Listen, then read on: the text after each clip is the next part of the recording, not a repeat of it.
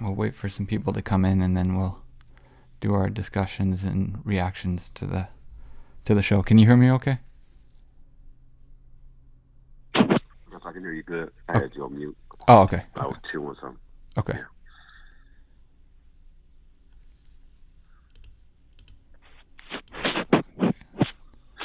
Okay, there's some people coming in.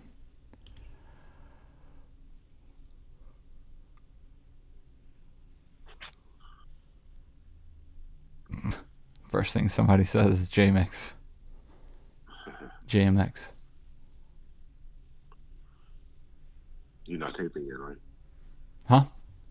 You're not taping yet, right? Yeah, we're live. Oh. Are you able to see people that are coming in the chat? Yeah, I can see it. Okay. We're just gonna wait and get some more people in before we start about discussing the Death Row Chronicles show. What's up, DJ AG? Player. Kenneth, how you guys doing? Taker King Fang 108. What's up, man? Uncensored TV. LL Sneak Brown, what's up? Chris Sayago. Jerome Bailey. Face Mob, huh? Ryan Gregory. B-Dash. What's up, B-Dash? Hogan Cofield. Prentice Nolan. Uncensored TV. West Side Buddy. Lonnie Loeffler. Genus J.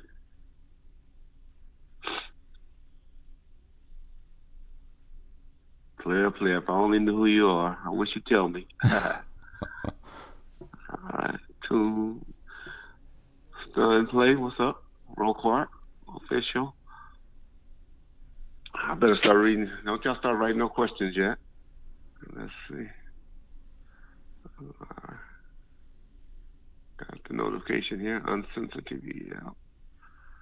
Let's talk for like 5 hours on. Yeah, we ain't gonna talk that long. Yeah. G Money, what's up, baby? Oh, you behind, G Money. Okay.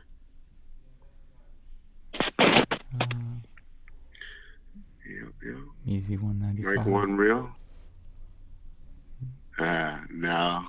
He too cool to be Bass. Killer. Measy 195, what's up, baby?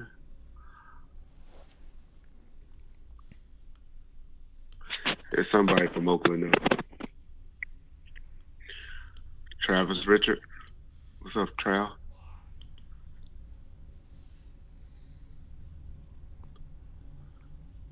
Thanks, Face Mob. Yep. Prentice Nolan, Bomb1st one. Miss Conference was a joke. I apologize. It's all good, Nolan. I think after that show there'll be a lot of apologizing going on. Not from the fans. Not from fans. What's up, Kenneth? Nesbit. Shamu in the house. What's up, Shamu 2-tier?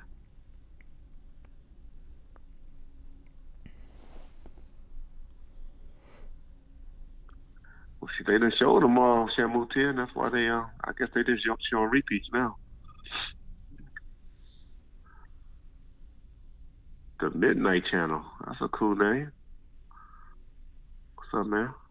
Barlow Commando. Golden Child. Golden Child didn't like the Death Row Chronicles. Uh-oh, we're going to have to talk about that. Mm-hmm. Body Roll 215. I didn't find that many mistakes, though, Golden Child. But we'll talk. Mm-hmm. James Owens. What's up, man? The Quan Hayes. Joe Blow, Takeover USA. All right. Bobby Roll. What's up, man? Kevin Green. All right. The real KG, huh? Truth Internal. Okay. All right. Well, let's get into it, John. I think we got enough on. Yeah. Yeah. So So let's first start of from all, the beginning. I was just going to talk about the inconsistencies that I saw. Wasn't that many, to be Mm-hmm. honest. You know, there was a lot of it was generic and was just pretty much stuff that we all knew Mm-hmm. or believed.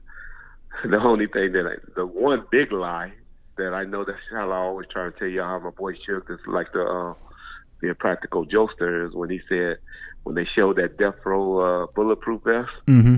that he said he shot him Mm-hmm. after Tupac got shot. Yeah. We know that couldn't happen that quick because Pac got shot at the studio, and then he pretty much went to jail right after that. I think a day or two after that. So Mm-hmm. that was the one inconsistent. That's the shit being funny. The girl that looked like a crackhead that was on there. They first of all they kept messing up on her. They first they called her the studio manager for Ruthless. Then later on in Oh, the show they Queen. corrected it. Yeah. But that's Queenie. Yeah, that's Queenie. She was the girl that was on Me and My Girlfriend. She was Mm-hmm. the voice that was on there going back and forth with Pac. About really he was talking about a gun. Mm-hmm. If y'all really listen to the song, know what he was talking about. He was talking about his gun. But that's who Queenie was. But she wasn't no studio manager. She was just a goddamn person that say, Can-Am Studios, may I help you? She just Mm-hmm. answered the phone. She later ended up messing with Eric B and had the baby by Eric B. But she was a cool chick. Mm-hmm. She just looked bad now, but I guess we all look bad now. We got 20 years on us. She was a lot sexier looking back in the day. And she did some stuff during the Row era under the Virginia Slim name or whatever. I guess that's Gail Gotti's sister or something. Yeah. She was corrupt. I guess that was after I left. Mm-hmm. She must have came back. Yeah. But that's because corrupt was back around, and Gail, who's managing corrupt still today. All right, Kenneth McCain. No, David Kenneth has never had any ownership in Death Row. He wasn't the owner. Maybe you answered somebody else. Okay. So I didn't mean to jump on you, McKenna, because you know better than that. Yeah. Yeah, so let me read above. But no, whoever asked that question, David Kenneth didn't own any of Death Row. Now, if you believe the Michael Herrio scenario, which I'll tell you a little bit more about that, mm-hmm. then he was who Michael Herrio entrusted in his percentage. But back then, you had Dre, you had Dick Griffey that eventually sued and said he owned it a percentage, and you had the DOC who we had to pay out that said he owned it a percentage. So there was a lot of people in that pie. So you had Suge, Dre, Michael Herrio, Dick Griffey, and DOC, which DOC and Dick Griffey, it was a little bit of bullshit, a little bit of truth to it. We'll get into that a little later if anybody concerned about that. But what Michael Herrio did was he initially was David Kenner's boy. I mean, David Kenner was his boy, his attorney and stuff. And when fighting the case, David Kenner pretty much drained him, fighting the case for him. So Herrio didn't really have any money, but he had connections. And what he did was he got people like Pat Johnson and people like that to put money together to invest into Death Row. But Herrio really never came up with no real money. But he came up with the connects, which in my mind is just important. But David Kenner and Suge eventually did a do-low on him and got him out of the picture. So anyway, that's what's up with that. But no, David Kenner never had a relationship with Death Row. But he lived good. I think his monthly retainer was $45,000 a month, and he was pretty much doing everything that he wanted to do off that American Express card. Yep. All right, come on, John. You got to start reading, man, and answer some of these questions before we start losing them. Well, I just wanted to talk a little bit about some of the show and all that, and then we can get to people's questions as we kind of discuss things, because maybe we may touch on things that people are either already asked or they're going to ask. So the three things that I'll just tell you that I took away from the Death Row Chronicles, which were the big things to me that weren't new, but that I think everybody can take as probably factual now and can lay everything to rest is number one, Orlando shot Tupac. So the patents and all this other stuff that's been nonsense for years is proved that that's nonsense.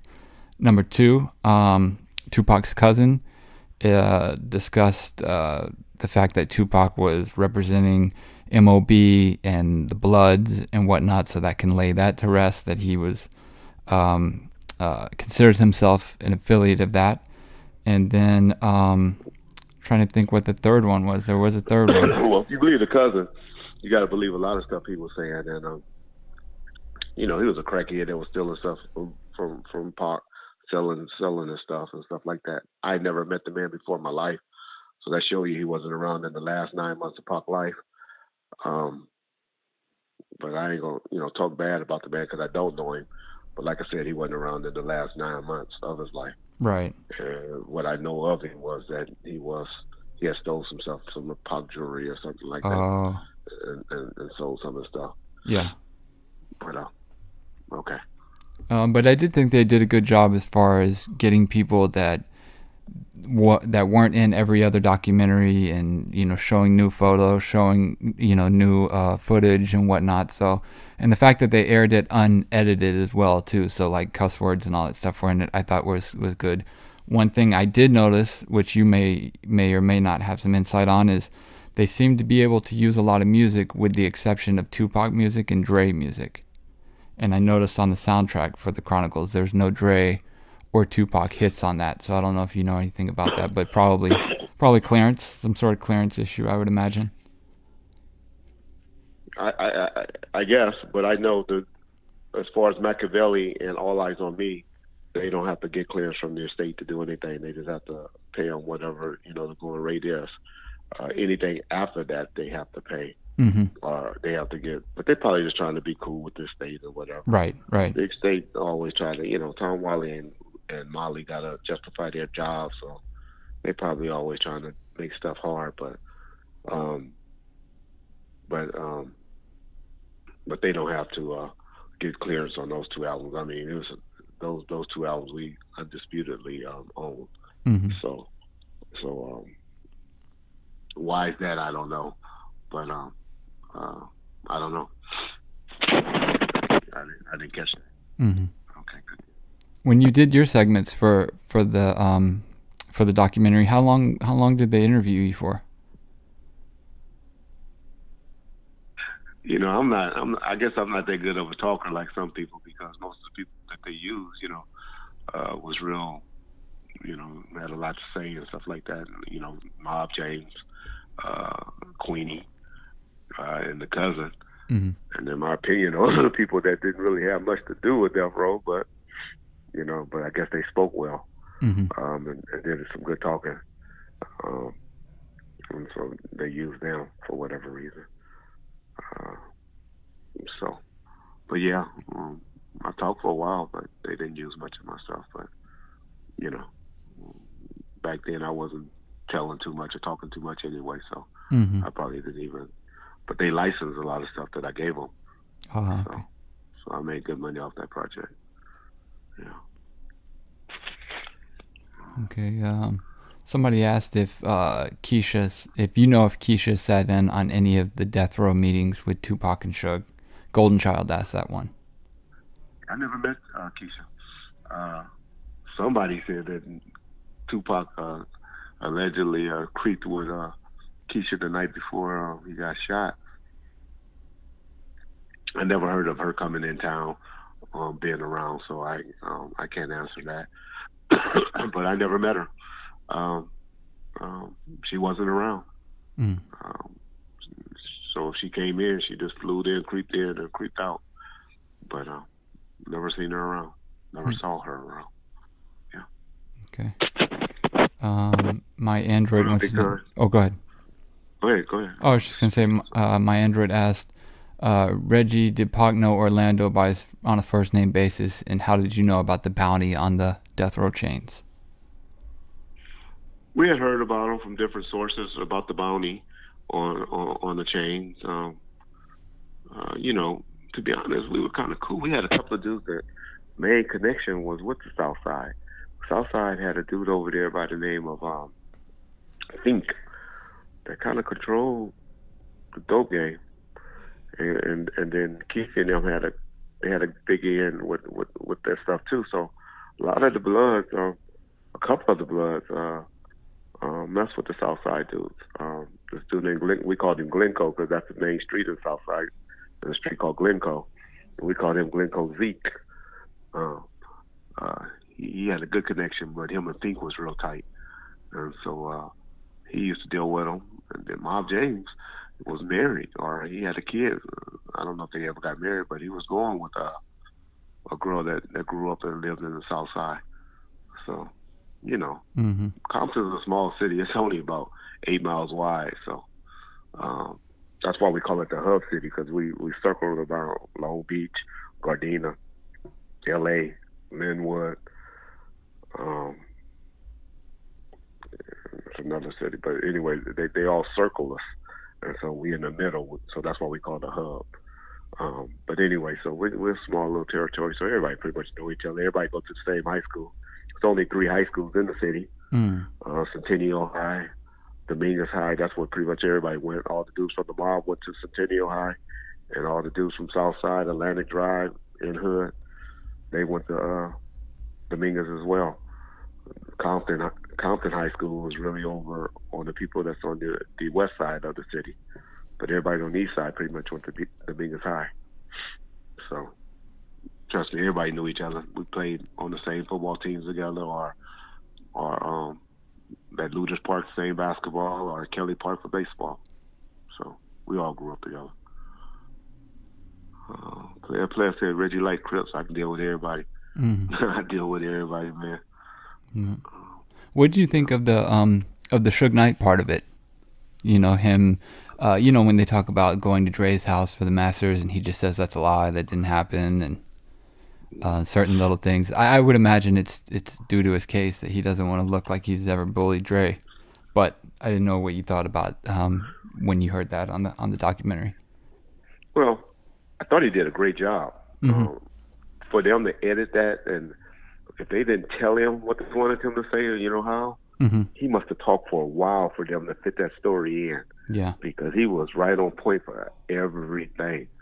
So those conversations had to go for a long time for them to edit it the way they did. Or it was already scripted out. I don't know. But so my point is, he did a good job. I mean, he probably cleared up some things, or maybe had heard something a little different. But I know for the fact that he went to Dre house and did that, took some of the homeboys. So I don't know how it was asked, and then maybe how he responded to it in the editing part or what. But I remember him going and saying, I didn't go, but he told me about it. Where he told him, yeah, it's Jimmy Ivy at the gate for Dr. Dre, and they buzzed him right in. Because he lived in a secure gate area, but the way they buzzed him in, because they thought it was Jimmy Ivy coming to the house, because Dre had a recording studio at the house. So that's so I know he went there. Now what happened, or who knows? Joe Blow, Takeover USA, said Reggie, did Tupac ever use cocaine or any recreational drugs? Tupac always seemed to be hyper and rarely slept. He did work a lot, but man, cocaine was whack back in our days. Niggas that fuck with cocaine, you could tell that we didn't really fuck with them like that. Even when Neckbone and Rage, we found out about them, we kind of stopped fucking with them at the end when we found out what they were doing. So, no. Cocaine wasn't cool at all. Lobel said, Reggie, who shot Heron? Was it interfighting? Yeah. George set that up. The one y'all call Monkey Man or G. He wasn't actually there, but he did it. Heron got a page from they had a big one of those, I don't know if it was a hood day or whatever, but they had they were playing football up at Gonzalez Park. And he got paged, go meet somebody or go somewhere. And so I think he was going to make a phone call because, you know, niggas didn't have cell phones that much back then. And as he was driving away down Rosecrans from Gonzales Park, the car just came up beside him and shot him up. But it definitely was G. G had got shot. They fucked up. They had kidnapped G because G was doing some stuff. And a few of the homies kidnapped G. But they let the stupid motherfucker live. Nigga like that, you can't let live. He just got shot in the ass. So once that happened, it was on between the homies and G. P-Dash, Lee say, D-Boys, are you new? Okay, he's talking. D-Boy, yeah, he just keeps talking crazy shit. Oh, okay, all right. That's okay. I'm not gonna block him though. I try not to do it like that. We ain't gonna block him. It said, okay, let's see. The D-Boy said, Reggie, did your father have something to do with Buntry McDonald's death? Listen to the Mob James interview. I think he pretty much answered that. He pretty much said, hey, we were family. Mm-hmm. And, you know, just because he was in my car that was registered to him, that's because I was his homeboy, D-Boy. And I got him a car that was in my name. That was my nigga. So that's the only connection that I had to Buntry's death, was that he was in the car that was in my name. My dad wouldn't be riding in the car with Buntry. He had nothing against Buntry. So now, to answer your stupid ass question. But listen to the Mob James, and that's his brother. And his brother, you know, told you what he felt about me and my family. Did you ever, were you ever in the studio when Tupac was in the studio, Reggie?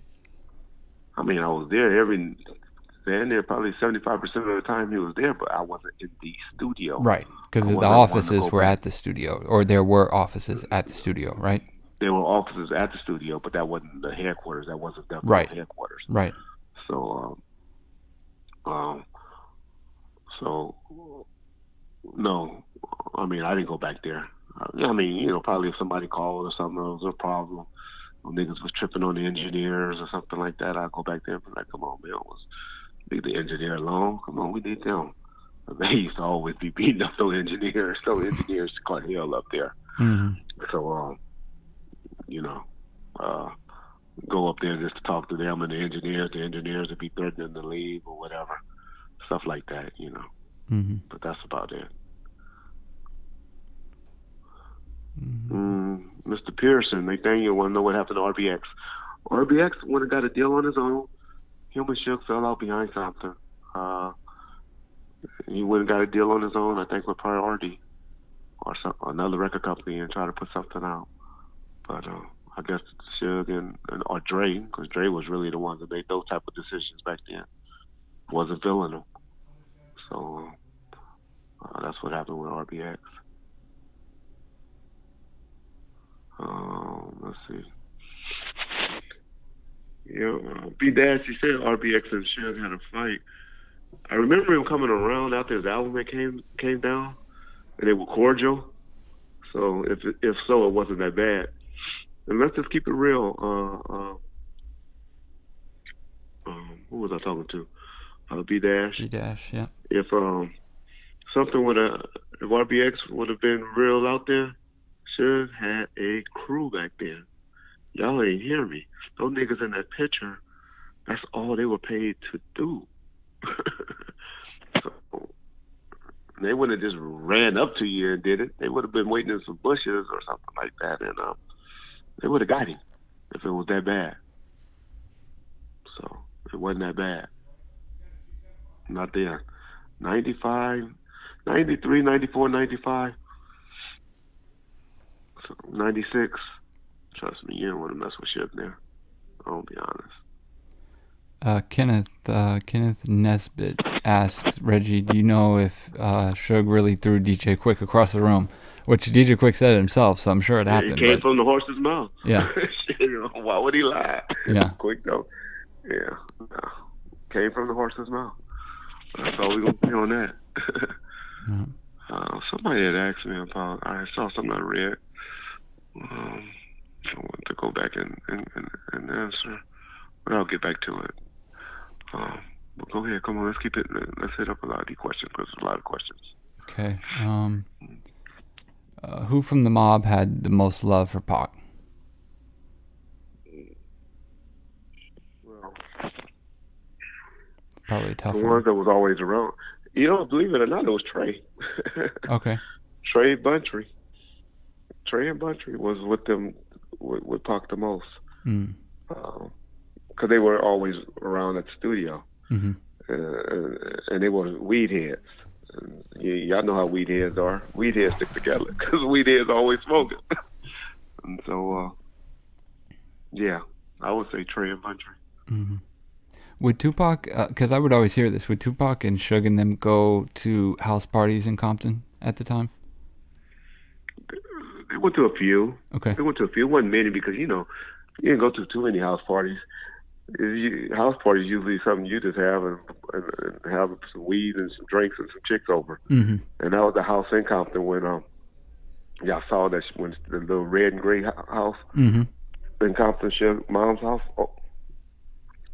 That's where Trey and Neckbone was living, and he had put them in his mom's house, and so that was like the hangout spot in Compton. And so they probably have a few girls over there, some weed and some drink over there, and just kick it and lay up over there. But you didn't go to no house party shit. House parties get shot up. Mm-hmm. So nobody was going to no house parties like that. It was a self-made house party. Yeah. Yeah. Okay, let's see. What happened with Dre burning his house down? Did Dre ever burn a house down? I don't know if I ever heard about him burning a house down. Yeah, I didn't hear about that one either. Hi, Reggie. Yeah.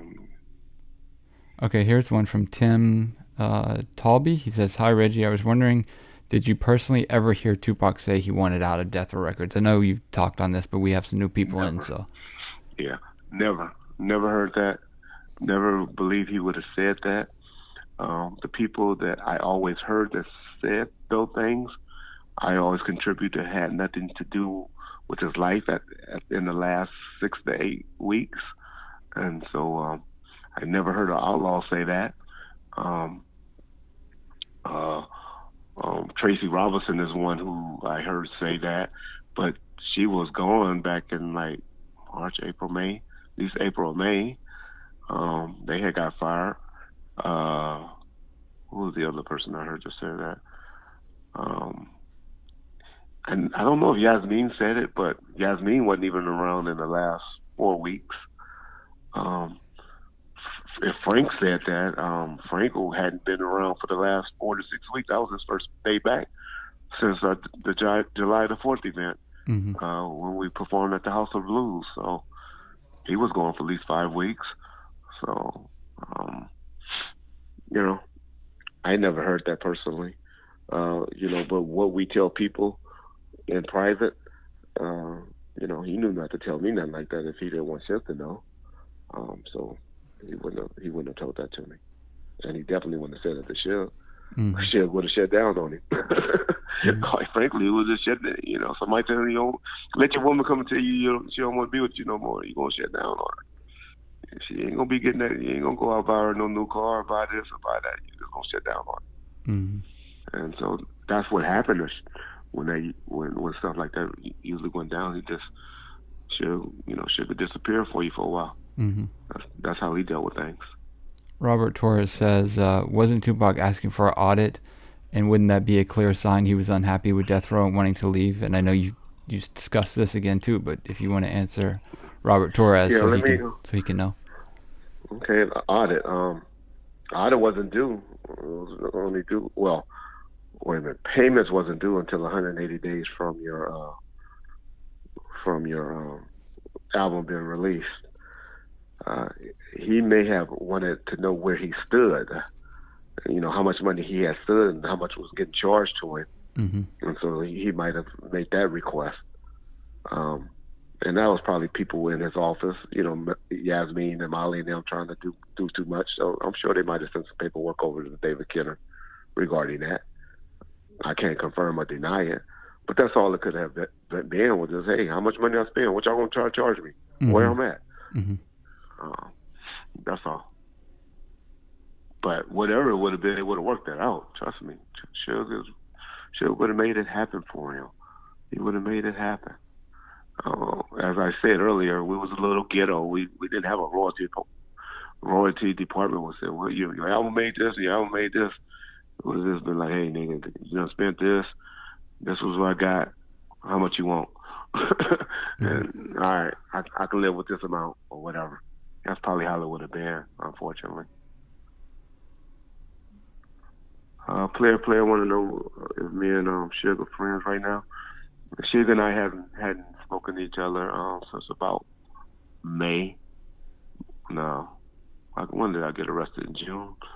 So a little bit, sometime in June. After I got arrested, he thought it was funny, according to some people that that he deal with that I know.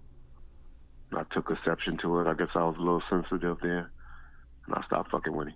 And so I stopped taking his calls. Talked to Toya a few times after that, and Alan at E1. But no. Okay. Measy Gotham asked, City did. Oh, go ahead. Gotham City said, did George Price have anything to do with Poochie's murder? George Price? Come on, man. He's probably talking about the other George. Yeah, I don't give you. George Price is a publicist, an old 70-year-old homosexual that was all the way around, light-skinned and high-talking, man. So that's who George Papa, they call him Papa G, but you mean G-Man. I believe so. Yeah, I believe so. All right. Measy asks, did Dr. Dre and Tupac ever get along? Because he heard rumors that Dre never wanted Pac on death row. I know he didn't appreciate Pac getting California Love, especially once the success that he had, like with California Love. He always wanted that to be his single. Well, how did they maneuver that? How did they get him to give that up and then still support it by doing a video, or by doing 2 videos actually, and doing all that? Like, how did they get Dre to agree to do that? And I don't mean like in a threatening way, but how did they word it to where Dre was like, okay, okay, yeah, I wouldn't have been involved in that conversation, but that's Suge know how to make shit happen, and he made it happen, and he, they were cool, they were cool with it, I ain't signed back, I'm sure Dre had a problem with it, but and then that's why they did the remix. Dre didn't want to do that swimming pool scene and the house party scene. That's all Suge. Okay. Dre loved that new technique. That what is it called? But that the first one. Oh. With like he liked shit like that. Oh, gotcha. Yeah, gotcha. no, he like the desert. The Mad Max theme and all that. That pool stuff was 1990ish to him. He was trying to. Dre was a creative genius. He's create shit, and he that Mad Max style. That's what I want to say. He so he was into that. So that's what. But they did the remix, and that was all Suge and what Suge and his homeboys liked. J Blow take over and said that did Pac smash Johnny J's wife? No, but she was real what's the word? Promiscuous. Yeah. Promiscuous. And so she drunk, had her titties all showing out. She was one of those type of girls that walked around the studio and stuff like that. But apparently he was comfortable in his relationship, because she never was really inside with him that much. And she was walking around like that. I wouldn't have let my wife walk around like that, but he did. Do you know why he stopped coming around near the end? Did him and Tupac ever have a falling out, or was it probably just over he wanted to get paid? He wanted a producer deal. Okay. And they looked at him as a beat maker and stuff like that. And I think it was mainly they were fighting over some of the publishing and stuff like that. He wanted to retain his publishing, and Suge was that was what Suge had learned pretty much. You got to give up half the publishing and stuff like that, and 50-50 partners and all of that. And I think he was putting that in pocket and trying to get the half of his publishing from me. Oh, okay. But that's all that was. That's what that was about. Okay. Yeah. Sorry, I'm just scrolling through, seeing what we can find. Let me go down to the very bottom. Kevin Raspy's asked a couple times, Reggie, any chance that you would ever consider writing a book about your time on death row? You have a lot of insider information.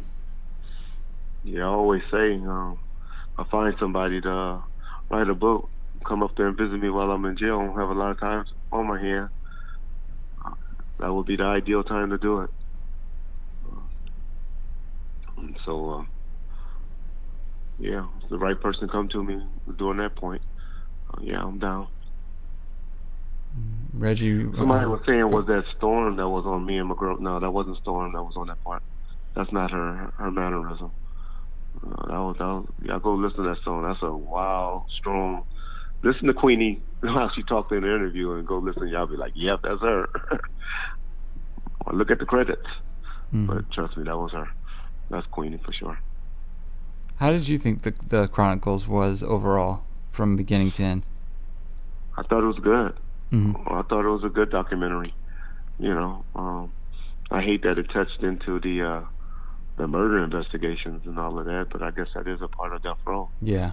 But I didn't think that's what their job should have been. Did you think it was accurate when they talked about how when Suge did get out of jail, he kind of blew all his money and then ended up losing everything? Was that? I mean, I knew you were gone a little bit after. Yeah, no, you do. But yeah. But I thought they did a really good job with the Suge clips. I thought they got a lot of good information, not information, but just his side of a lot of good stuff. It started off real well about him, and Holly was really pretty much saving. It was Captain Save-A-Hole. Holly was really looking out for everybody. But I don't know if y'all noticed, it started to get more and more about him versus him taking care of the artists and stuff like he did at the beginning. But that was George, Papa G's, put that in his ear. He the one to start saying, it's Suge Knight in Death Row.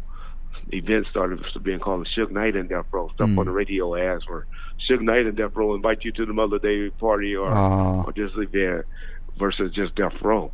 And that's where that's when he got on the magazines, on the New York Times. That article was about him. It was about Suge Knight on the cover of the New York magazine, even though he had Pac and Snoop standing next to him. But the article was just mainly about him. You know, the reporter followed him around for a while. So that was his only downfall in my mind. Once if he would have stayed in the cut, then it would have been okay. But the problem was, like the Stanley Brothers incident. That's why that incident had to happen, because everybody was just thinking it was Dre shit. This is Dre shit. And I ain't getting off the phone. It's Dre. Who are you? You know, who are you to tell me to get off the phone? I've been punking Dr. Dre and them for the longest. You know, when I told them I wasn't gonna get on boys on the NAA song, you know. You know, that was who those fools were. Those New York rappers that was around that they want to do the Boys in the Hood that they try to touch on in the NAA. The NAA movie. You know, the dudes from New York that didn't want to get on that. Oh yeah. They want to get on the song, and then they end up getting easy on it. So so they were used to being a little hard asses, I guess, until they met Mr. Knight. Did you know Keefe D? Have you ever spoken to Keefe D after the death of Tupac? That's what Desi Stewart wants to know. Yeah, that's funny. After I knew about the investigation, because I had been followed, and I kind of had developed a relationship with Investigator Dupree and Greg Cadings and stuff. So I knew all of the heat that Keefe D was under. Keefe D was living in the city where I live, in the city of Corona, California. His wife was working at this grocery store right around the corner from my house, Sprouts, name is Sprouts grocery store. And I don't know if he thought I was coming up there to smash on his wife or what. So I went in the store, went shopping, getting something. It's like a health food spot, Sprouts grocery store, and probably getting some vitamins or some shit for my wife. And so he was sitting out there waiting for him, and he walked up to him and said, this Keefy D. I'm Keefy D from Southside Compton Crip. What's up, little Reg? And I looked at him and I said, nigga, I know who you are. And he kind of smirked. And I said, but I didn't know you could still claim the hood. You still claiming Compton Southside Crip. And he looked at me and he was kind of mad. But I had knew he was out here. Him and his brother Kevin was out this way. Mm-hmm. They eventually moved to East Val, and then which is another little city about 4 or 5 miles away from where I live. And that's where he got arrested at. And I think he went and did like a year or two. They had some guns in the house or something like that. Mm-hmm. And then I'm hearing now he's out in Vegas, out in Las Vegas. Mm. But yeah, I knew Keefy, but I didn't have a relationship like Suge did with him, playing football or anything with him. I kind of didn't like him when I was a cop, but I dealt with pretty much Donnell Brim and all of them. I was cool with the other side of the South Side, but not so much with him. Mm-hmm. Yeah. I didn't see who asked it, but somebody asked, whatever happened to Tupac's death row medallion? Death row medallion? That's a good question. Don't know. I'm sure it was in the house in on Calabasas, so I'm sure his mother got that. But I personally delivered the euthanasian medallion to her, probably about after a month and a half after he passed away. I gave that to her and took it to her. And that was what Norris brought into the office, right? That had all the blood stain and stuff on it? Okay. Yeah. Whatever happened to Norris Anderson? Do you ever hear anything lately about him, or what he did after death row or anything, or you just kind of separated? Suge and Suge's sister and him broke up. He still plays a part in his kids' life, and now they, grandkids. He remarried to a Mexican lady, and last I heard, he was working at Home Depot in the paint department. He kind of and he was smart because they came at him during the investigation, and he was smart. He played like he had dementia, like he didn't remember shit. Yeah, I don't know. I'm forgetting stuff, and so that's what's up with Norris. But he still come around the family on family events and stuff like that because he had 2 daughters by Norris who now have some kids, and so him and Karen is cordial, I guess. Mm-hmm. That's Suge's sister. Yeah. Outlaw Cody said that Tupac gave his death row chain to Fatal at the MTV Awards, and Fatal gave it to Afeni. I don't know if that's accurate, but okay. Yeah. Did Tupac know of Orlando or Keefy D before the Vegas incident? Was he aware of the drama between the South Sides and the mob? Wait a minute, who was Stella? They call me Little Reg. What did she ask them? Seemed to be somebody that think they know me from back in the day. Yeah, I don't know who that is. Perhaps. Okay. All right, we'll see what Stella was trying to say. I'm sorry, go ahead, repeat that. Was Tupac aware of Orlando or Keefy before, well, I can't even say before the Vegas thing, but in general, in any way? And did he know about the heightened drama that was going on between the South Sides and the mob? Did who? Tupac. Well, I'm sure they all talked about the incident, when guys get into it at a mall and stuff like that. I mean, that mall was not the mall, but Foot Locker. It was a World Foot Locker that was big back then. That place was shut down for a day or two. So they tore the hell up out of that mall. So I'm sure they came back talking about it. Mm-hmm. He probably didn't know who a Southside Crip was, or where a Southside Crip was, or where Southside was in Compton. But I'm sure he heard of the incident. Mm-hmm. Do you, going to a little bit more current events, do you think that Bone was trying to kill Suge at the time that he ran over Terry Carter? And that just judging from the video, obviously you weren't there, but judging from the video, you think Bone was trying to kill him? No, Suge was fucking up his money. If I'm hired to protect somebody, which he was. Mm-hmm. Now you got this nigga that you hired me. The perfect scene was if y'all ever watched the show The Game, when they had hired this dude from to be like the bodyguard or the protection, and then the dude that they from Oakland came and pretty much punked him. He was pretty much punking him in the show, and he said after that, he said, "You know you're fired, right?" He said, "You know you're fired." So my point to that is, he got fired. I mean, Bones, you know, when he heard Suge was up there, and they was probably all running around and scared, and he probably heard about it. Mm-hmm. Like, where that nigga at? I need to help at him. You know, he had to show that he was tough, because why hire me, or my job ain't gonna continue. You know, you messing up my reputation. You messing up my money coming up here. You supposed to come and holler at me and say, I need to holler that, and let me try to deal with that. Mm-hmm. And so Bone probably was out somewhere out of pocket, probably wasn't there, who knows. But he had to do that and had to tell Terry, hey, get that nigga over here so I can holler at him, just so he can show Dre and them that, hey, I ain't scared of this nigga, and this nigga shouldn't have been coming up here.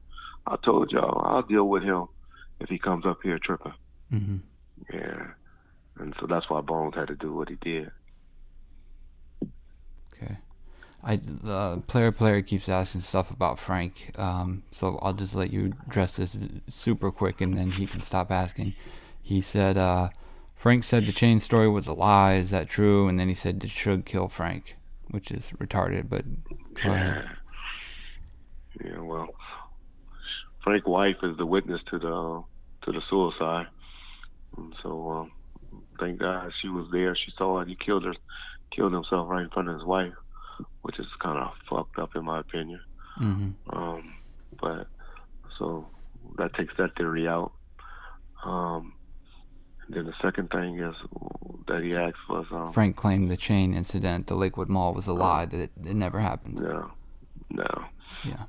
What Frank was talking about, it wasn't the Lakewood Mall incident. It was an incident that I cop out to coaching Frank. If you listen to one of the interviews where when Tupac and Frank got out of the taxi going into the MGM, I told Frank to say that Orlando attempted to snatch the chain off of his neck at that point, to justify why they went and beat him up. So that's what I really think Frank was talking about the lie incident that everybody getting mixed up. But that Lakewood Mall incident, everybody know about that. Mm-hmm. That definitely happened. Okay, somebody says Keefy D's story is a lie. Why would he lie? Why would he talk bad about his own family and his own self if he was lying about everything? Okay, so player again, he's gonna come back, so I'll let him get his one reply and then we'll move on. He says, well, who gave the death threat? Yeah, there's better ones, so I just want to kind of address him so we don't just only take favorable ones. But he said, well, who gave the death threat from death row to kill Frank? If let's see, I scrolled and I lost it. Where'd it go? Oh, well, who gave the death threat? Yeah. That's them talking on the phones. You know, I would say a lot of things that y'all know y'all taping me. I'm a lot nicer of a person talking on the phone when I know these recordings are being taped. I talk a little different. I talk a little bit more shit. Mm-hmm. I didn't know y'all was taping my phone calls right now. Mm-hmm. So if I call you and I know I'm taping you, I'm going to ask you certain questions and say certain things while I'm taping you. You know, so get you to say things or to do things or push my narrative that I'm trying to push. Nobody was thinking about Frank. And if I'm making threats to you, you're the safest person around. And trust me, if somebody I know, if I'm threatening you, if I say I won't get you, I won't kill you, the safest nigga there is. When I don't say nothing is when you need to worry. That's the code I live by. But anyway. Okay, you seen any good ones? Let's see. Does Suge really have a bullet lodged in his head? I don't think he does. Reggie, you want to speak on the statement where Suge says he's still got a bullet in his head? No, I believe it was fragments too. Yeah. I believe it was just fragments that cut up his head. Cause that nigga head healed up nicely. You wouldn't even notice where it happened once it healed up. But it also healed up nicely when he got busted in the back of the head by Greg the barber. What happened with that? But, What was the story with that one? Nigga just out there drunk, high. Okay. And nigga snuck up behind him and got a good one in on him. Mm. But that was when he was just beat. He was just beat down. Yeah. Man, you take $100 million company away from me, he was just defeated by then. Yeah. He was just defeated. Could you imagine having $100 million company and then having nearly nothing? You know? Yeah. He got defeated. Yeah. Kenneth McLean says Keefe D always says that he made eye contact with Suge before the shooting started. Do you think that's true? I believe that's true. I believe Keefe D knew who he was. But I don't think Suge knew. Mm-hmm. Yeah, I gotta remember that diabetes been messing with Suge for a while. Suge barely conceived past his at night too. Mm-hmm. Suge vision not that well. Suge has I'm surprised Suge hasn't died from diabetes yet. But he had a bad case of diabetes. So I really don't believe Suge recognized him. Mm-hmm. Okay. What happened with Suge and Akon's bodyguard? I don't know about the story of that one. You know about that one? Do you want to go into that one? I mean, it's easy, it's simple. That's when my boy was like I said, he was defeated by then. He was popping pills and drinking then. He was even smoking weed then. And he was rolling solo. Mm-hmm. So yeah, he got socked. He got knocked. He got hit well. Still don't think he have any teeth from that. If y'all ever notice the way he talked in later interviews, he's hiding his front top teeth got knocked out. Yeah. You weren't there when Badass got beat up in Vegas, right? When who? When Badass got beat up in Vegas, when Suge and all them saw him, at Spider and all them. No, okay. I don't know about that. Okay, because the guy Deuce keeps asking, and he's getting mad that we're not answering his question. But I'm purposely not asking because I know you were gone by then. Yeah. So Joe Blow take over. You asked were we born at St. Francis? No, that's where Buntry died at, St. Francis Hospital in Linwood. But the big hospital that Suge was, I think Suge was born in Memphis, not Memphis, and where is people from? What is that town? Mississippi. Vicksburg. His parents from Vicksburg, Mississippi. Mm. But don't quote me on that, but I know that's where his parents from. I was born at a hospital in Bellflower called Kaiser. That's what that is. Everybody was born in L.A., Compton, Watts area. That's where you went, Kaiser, on Imperial and Kaiser Bellflower. But that's where I was born at. Yeah.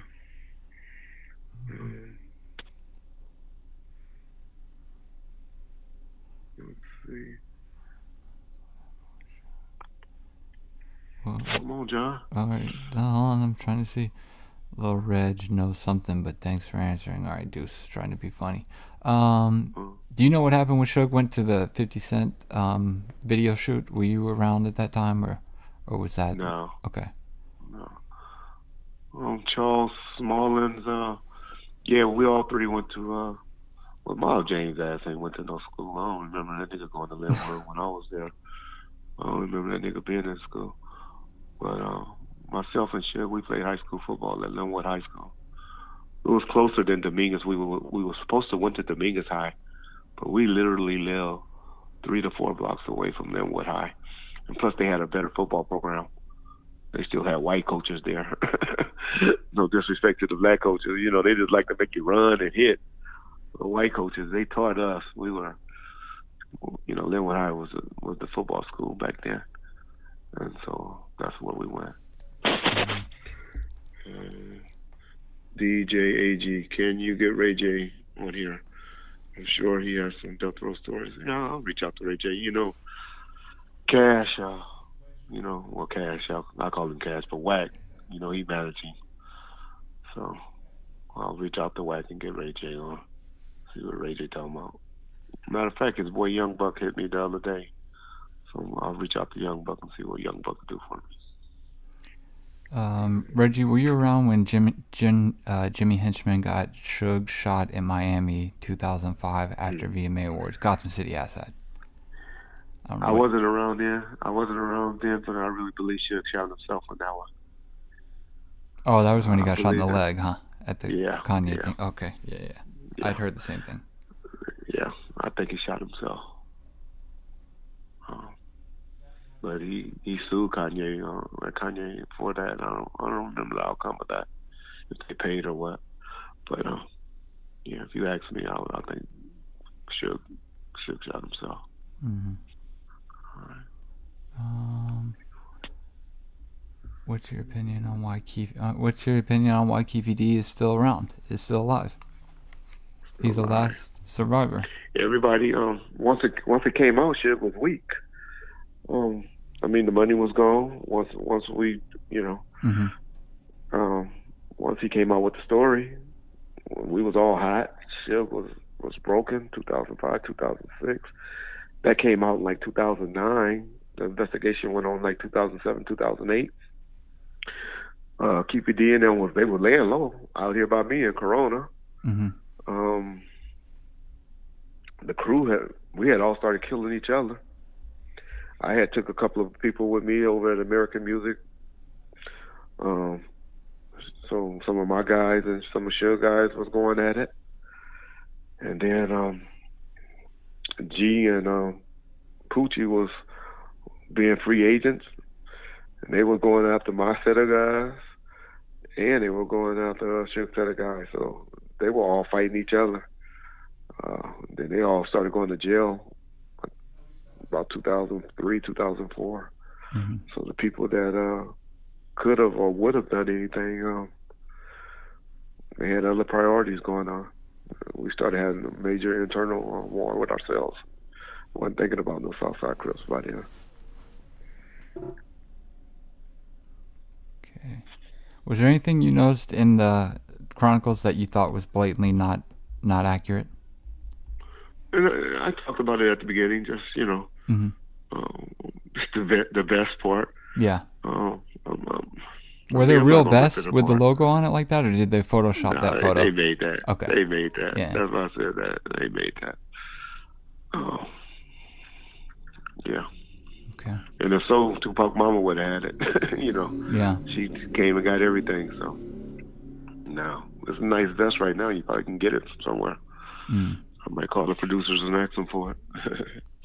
What was it like dealing with Afeni after Tupac passed? Obviously, you dealt with her, a little bit later on once you took over, but in those first initial months, I know she did went on ABC News and kind of said some negative things, that she wasn't getting the attention that she wanted or the cooperation she wanted.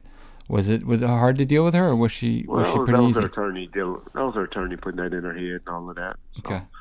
Suge was in jail. That was her attorney dealing with that. Putting that Donald David. He was doing that, and so they eventually achieved and got what they wanted. Everybody achieved and got what they wanted. She got a lot more, in my opinion, that an artist should have gotten. She got a label deal out of it. Mm-hmm. Amaru Records, which if her son would have been here, he would have just been an artist on Death Row or Interscope. Mm-hmm. But they ended up treating her like an artist. Like a label. And so she benefited tremendously from it, from the dealing and negotiations. Mm-hmm. So she was cool. She was like her, like she was, The negative things that was going on with workers. Mm-hmm.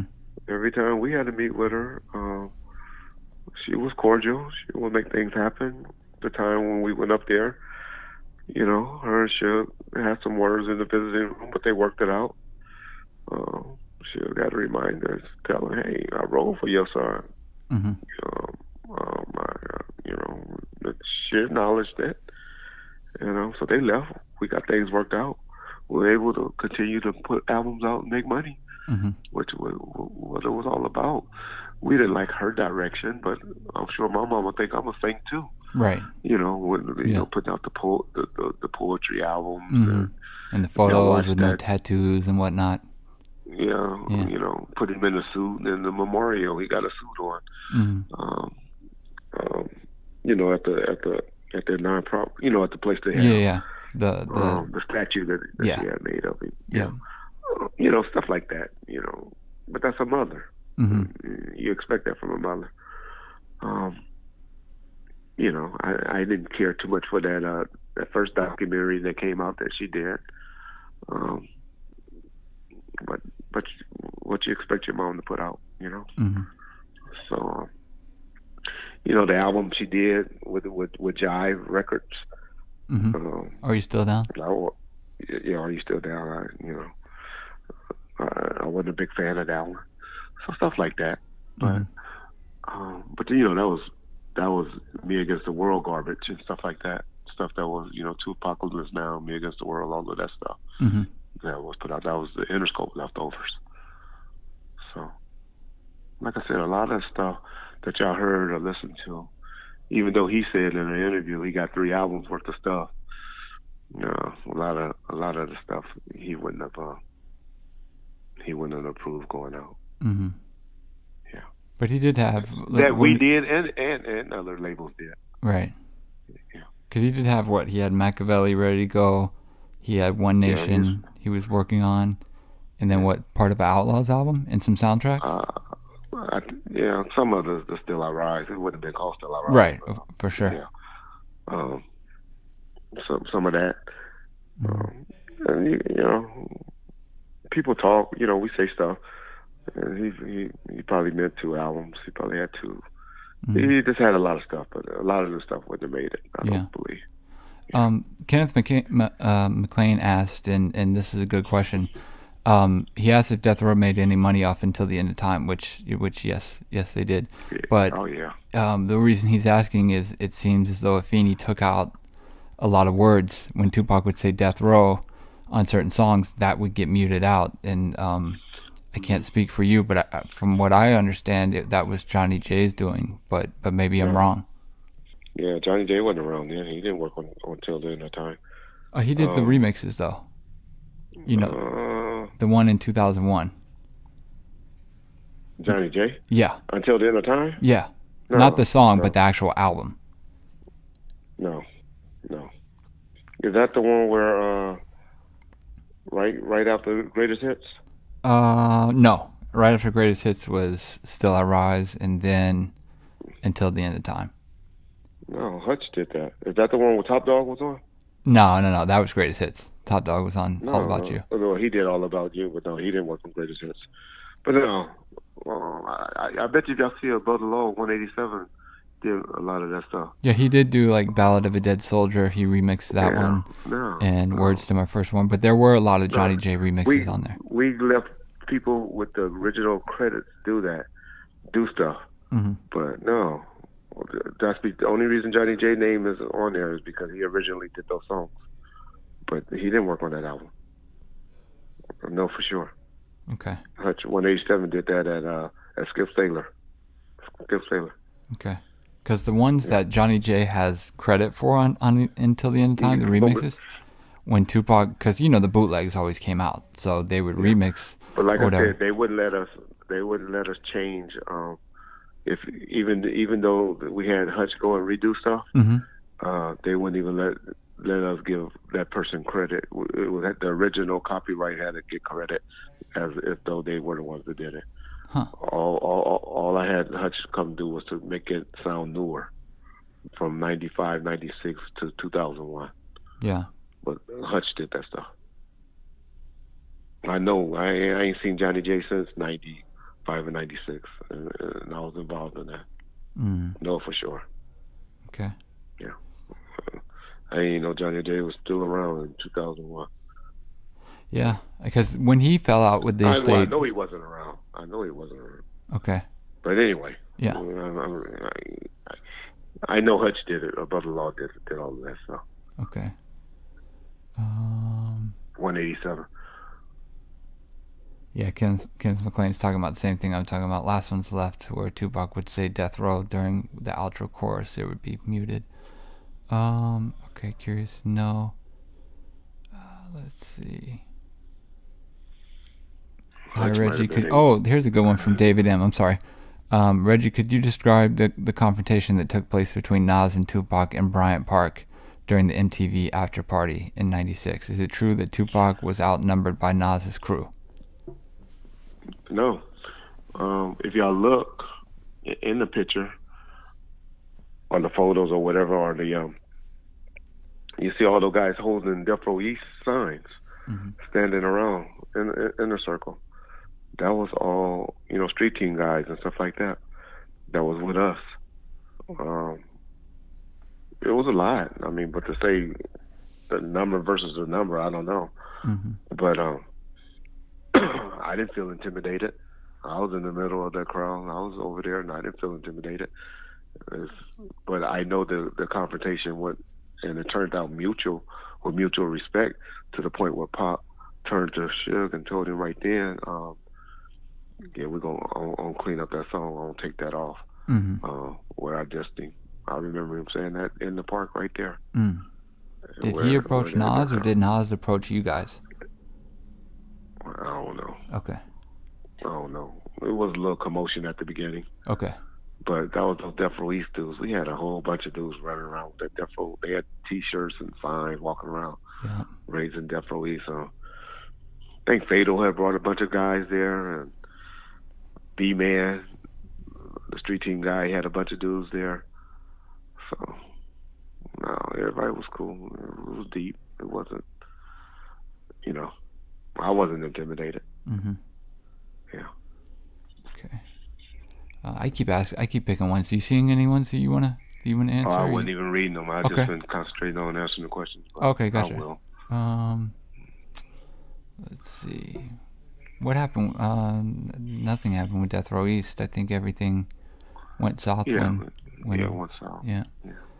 There's a video on Death Row Uncut with Snoop, Tupac, Suge, Reggie, Daz, etc., all standing around in suits, taking pictures while waiting to get their vehicles. What event was that? That's what Kenneth McLean asked. I don't remember that clip. Do you remember that? No, I don't either. All standing around in suits. If I was it a black suit, it was at a Soul Train Outdoor Awards. But no, I don't remember that. So okay. I don't remember. But it was in a black suit. It was that's when I had put all my security guys in some suits. We had rented some suits, some tuxedo-looking type suits, and had them with the hats on and all of that. But that came from that was at a Soul Train Music Afterwards. Okay. Yeah.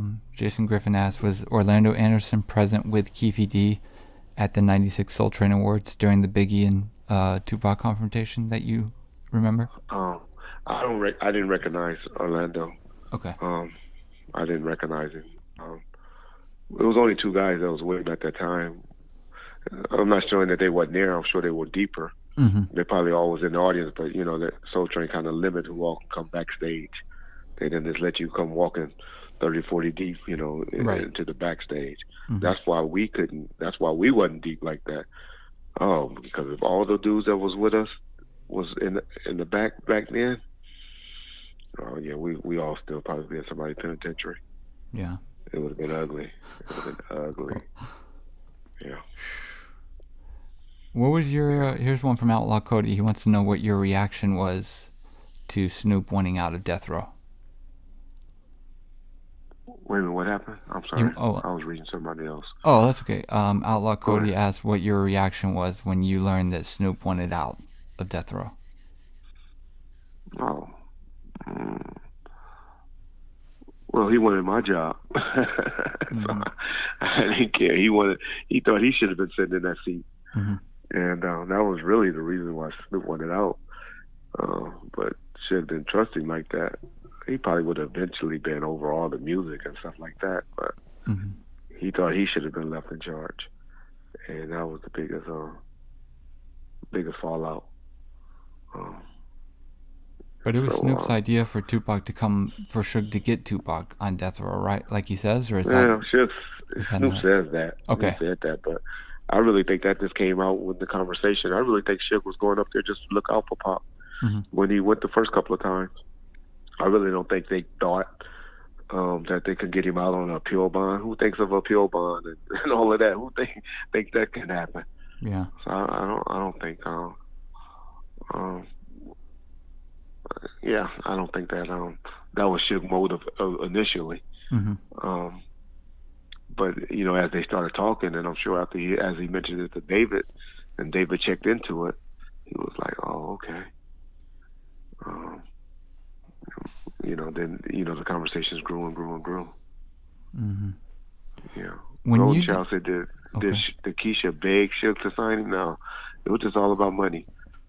So she was just trying to get some money for Pac on his books and stuff. So no, she didn't ask for him to sign. I really don't think the conversation started off that way.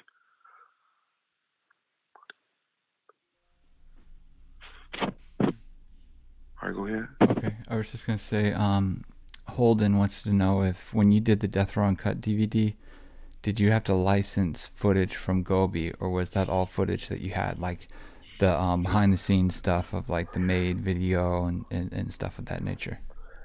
That's why Gobi's getting sued right now by the estate.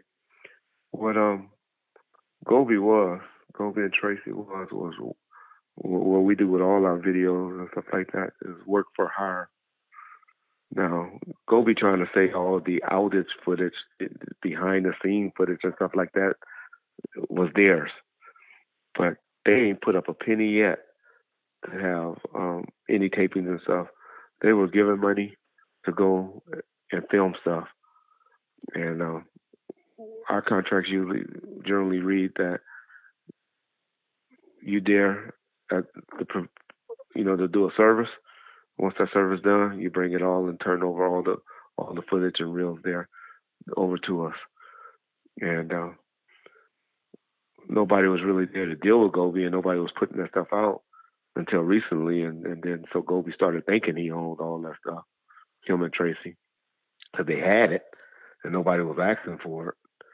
But the state is dealing with him now, and that's why y'all haven't seen Gobi doing much or putting anything out lately.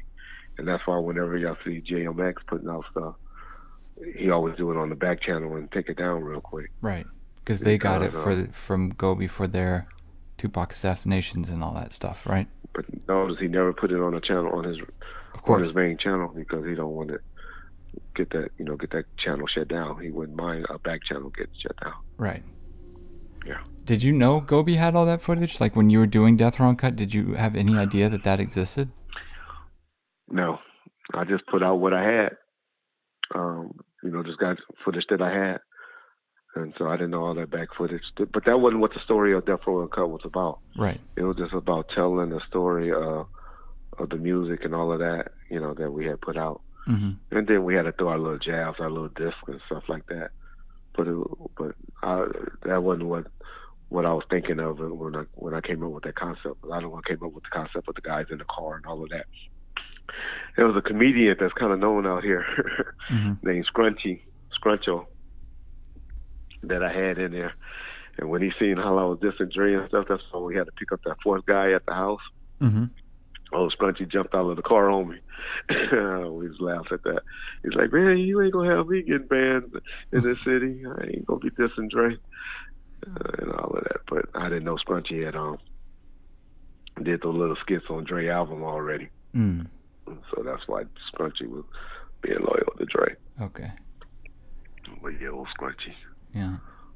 Tupac Facts wants to know, Reggie, do you have any good Death Row / Tupac memorabilia that you maybe keep close? No, actually, I don't. I don't even have any pictures with any of those guys. I was hitting John up. They were trying to get pictures. I was like, John, you got any pictures of me? with those guys anyway? John was only able to find 2 pictures, I think. Yeah. So, no, I wasn't one for pictures. And, Facebook and stuff wasn't around. Could you imagine how many pictures I would have had if Facebook was around there? Mm-hmm. Yeah, Or Instagram. Probably would have went crazy. Yeah. Mm-hmm. Or Instagram, or all this stuff. All that stuff was not around back then. Yeah. Mm-hmm. Do you think David Kenner will ever do an interview? Do you think he'll ever get on a documentary, or you think he's no, he's too retired? Smart for that. Oh, okay. He's too smart. David's a smart man. Mm-hmm. Probably if ABC News came and offered him $200,000 or something. Not sitting on YouTube talking about something. Yeah. Oh no, I didn't mean like our thing, but I mean just in general, like for a documentary or something of that nature. That might could be done. You get the right budget or something like that. Mm-hmm. Yeah. But you got to remember, he got a lot of skeletons that he would have to, he worried about Ariel. Right. He worries about Pat Johnson. Mm-hmm. He still worries about offending Chubb. Right. So David's a good dude, but he came between some powerful dudes, and he kind of out there naked now. He had Suge to really have his back, and that's what he was counting on.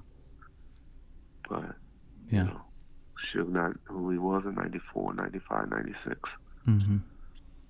Yeah. You touched on this in one of the previous live streams, but Tidy Jones asks, whose idea was it to do the Hail Mary video the way it came out? Because it was obvious that Death Row was trying to show the fans who was responsible for his... Yeah, I was real influential. What's the word?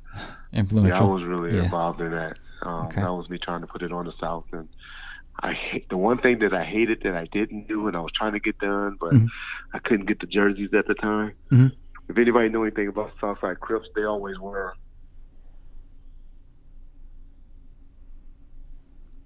They always wore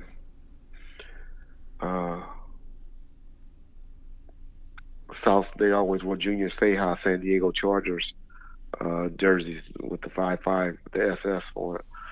The 55, so it looked like 2 S's for like Southside. And I was trying to get the jerseys there for the boys to be having those on. I was sitting watching the video, watching the TV and thinking the ghost was coming to get them and all of that stuff. Gotcha. But yeah, we were throwing a shot at the Southside and that. But that was the one that would have really set it off, because that's what they wore. If you ever see anything, they always had those Southside, those Junior Seau San Diego Charger jerseys on. Mm-hmm. But yeah, that's what that was about. Okay. And you touched on this briefly too, but maybe we can elaborate. There was a time where Suge decided that there wasn't going to be any sort of like memorial or tribute album or anything for Tupac, that they were going to not act, but they were going to steer the creative direction as if he was still alive. Is that accurate, or am I? That's accurate. Okay. Like I said, I had went and met with LAPD, and it was just a theater called the Wilshire Bell or something like Wilshire. It was a place where a lot of plays get done on Wilshire. Mm-hmm. I think it was the Wilshire Bell or something like that. And they got it all worked out where we was going to have pictures of Pac, and people can walk by and look at the, pictures of him and all of that, and pay their respects, walk out. I had LAPD with traffic control and all of that, and got it all worked out. Had it scheduled and all of that. Came back and told Suge about it, and he was like, "Oh, we ain't gonna do it anymore. We're gonna keep it alive, make it seem like he always alive. We ain't gonna ever speak on that if he's dead or not." And that's when he made that decision. And so we never did a memorial for him. If you could have gone back, would you have continued that, or would you have changed it if you had the say so? Wasn't my decision. Yeah. It wasn't my decision. I could carry anyway. I think the mother had peace with it. Okay. I really believe they smoked him, so they say he can always be with him, be with him. So they rolled him up in some marijuana joints and smoked him. So that was their memorial. So that's all it really is about, right? The family. Yeah. We seen what happened with at Biggie's memorial. I think it was a slight riot there. You got to remember, we were still at war with niggas too, with Southside then. So who knows what they would have did there? Oh yeah, that's true. Yeah. So who knows? Yeah. Okay. How did you and Suge become so close? That's what Desi Stewart wants to know. You've kind of talked on that. A lot of this stuff. I think we have some new people in here, so they're asking some questions you've already answered, but I want to address them. Well, we went to junior high. It was just our professions brought us close, and we knew each other. I mean, like I said, we went to elementary school together, junior high, and then high school. We played a high school football team together. I don't want to not introduce, but I was messing with Sharita's cousin. Her name was Anita, and he started messing with Sharita because my sister brought them to a house party, and that's where they met. And that's how they met, and so that always kept us kind of cool. But I wouldn't say we were ones that was hanging out, going over each other's house and stuff like that in high school. She got in some trouble in Vegas, and I saw him on the streets, and I knew he was wanted. And he was like, "Reg, just let me. I gotta make some more moves. Man, I can't go to jail right now."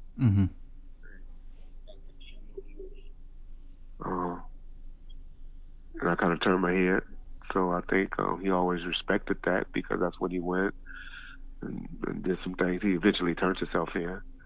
But, you know, it was like he didn't have to go to jail and get transferred all the way to Nevada and all of that.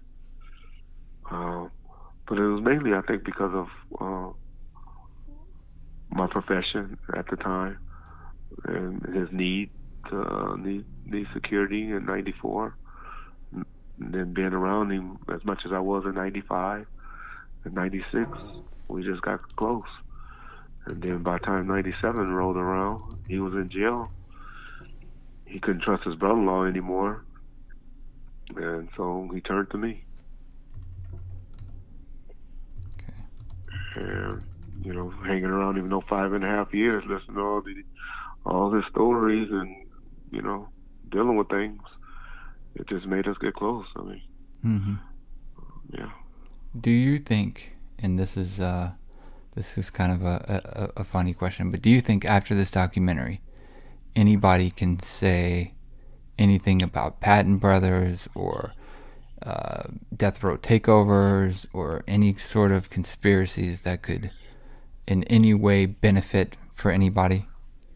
Oh, people still have their theories and all of that. People will still believe what they believe. You keep hearing for so long some music. There's songs right now that, you know, you probably listen to on the radio, and you're like, damn, that song is whack. But you keep hearing it, and then it grew on you, and you start like, damn, that's the best song I ever heard. You know, you start thinking it was the bomb. So that's how stories get. You know, you kept listening to RJ talk and JMX talk and all of that, and hearing that, and that's all you was listening to. You kind of get brainwashed, and so you got some people that are not smart enough to see through the bullshit and say, you know what, we're making this harder than what it really is. It's not that hard. And so, but you're gonna have people that still, you know, that believe that stuff is bigger than what it is. You know, that somehow we got, you know, that hey, some people gonna say Keefy D was facing something, so he lied. He made that shit up to get all of what he got up. Some people gonna believe that. If you knew what it did to his street credibility, and if you knew what it did to his sister by him saying that, you would maybe say, well, maybe not.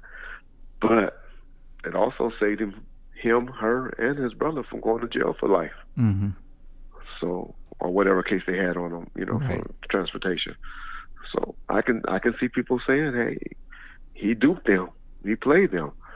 But then what do that say about 16 law enforcement officers? Okay, Greg Kading's got duped. Okay, Greg got duped. Mm-hmm. But he had other people on his task force team that also had to be convinced, that had supervisors that they could have taken to, or had a relationship with a U.S. attorney who makes the ultimate decision and said, "Hey, U.S. attorney, Greg, that dude playing Greg. Mm-hmm. They just trying to get out of this big old lawsuit that they got, and they want to believe anything." We really believe that, because cops want to solve cases. They don't care about, they don't think of the consequences of a city going bankrupt for $400 million lawsuit or whatever. Mm-hmm. They don't think of that consequences. Management and supervision think of that, but not the beat cops, and not the cops that's trying to put people in jail. Could you imagine if they would have brought that case home? Mm-hmm. That's a major case, But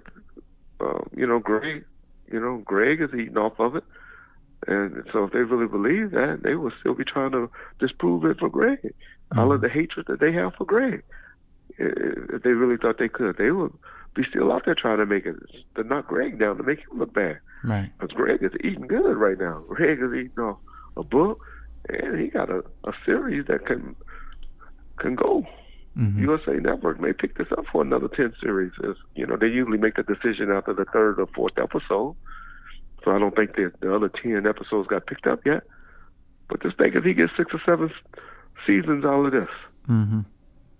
They're advertising the shit out of it. Like right outside right outside my house on Burbank, there's a big ass unsolved billboard. So I see billboards all over LA. So they got that scheduled to come on. I just TiVo'd it, or DVR'd it it's this week, I think. a day or two ago. Yeah. And next it starts week. Tuesday. Yeah. It starts Tuesday. Mm-hmm. From Tuesday to Tuesday, that shit gonna come up on 14 to 15 times on USA Network. Yeah. They gonna play the hell out of it. It's that, this episode 1. Mm-hmm. So anyway. Yeah. Gotham City asked Reggie. Reggie. Me, they would love to disprove him. The other cops on that task force, if they didn't believe it, would love to disprove him. Mm-hmm.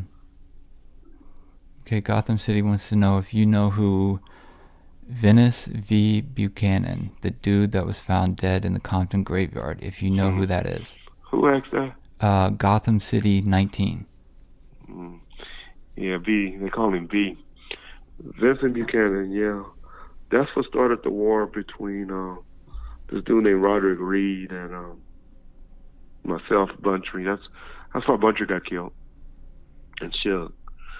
The dude was kidnapped by some guys dressed up as cops and handcuffed and dropped in front of a cemetery or graveyard in Compton.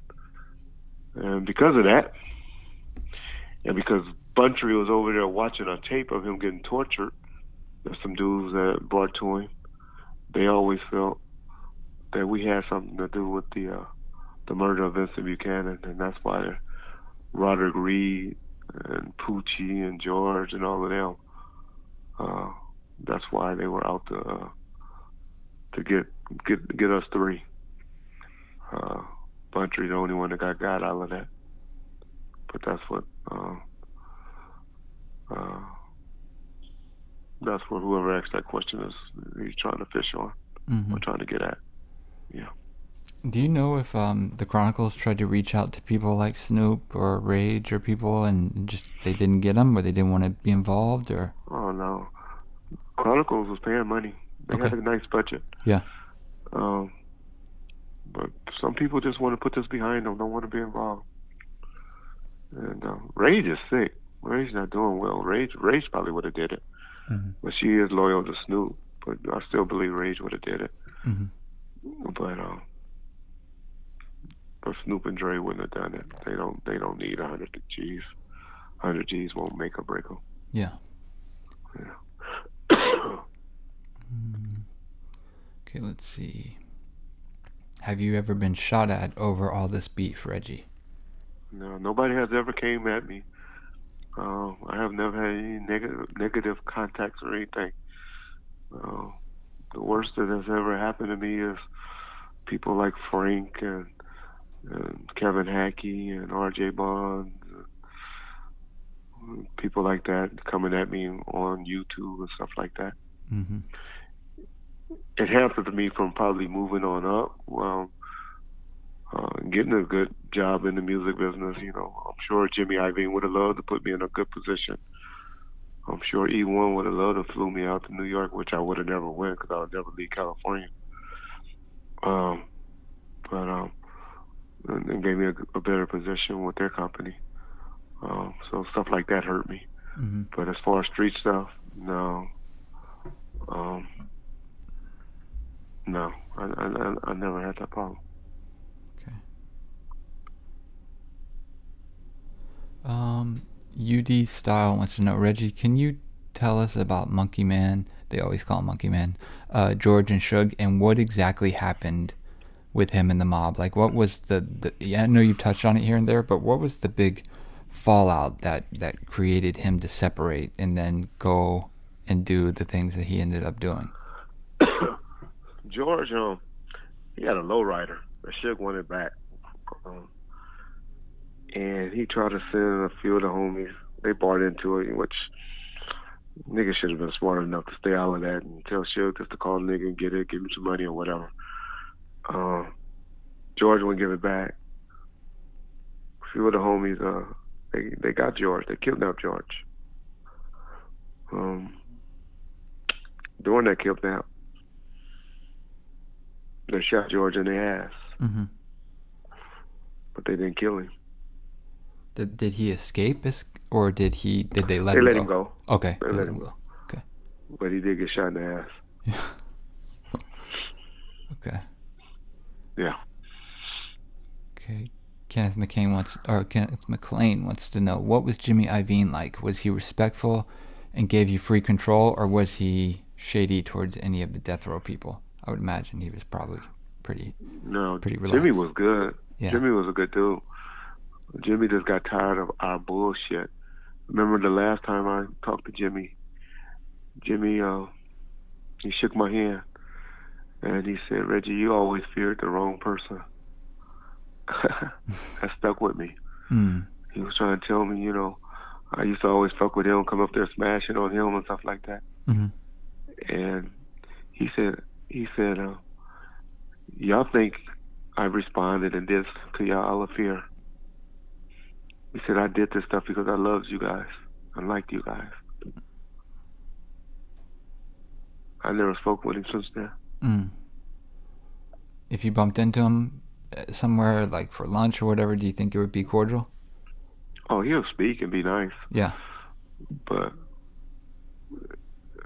in 2001, he would have had me over at the table and eating with him and talking and laughing.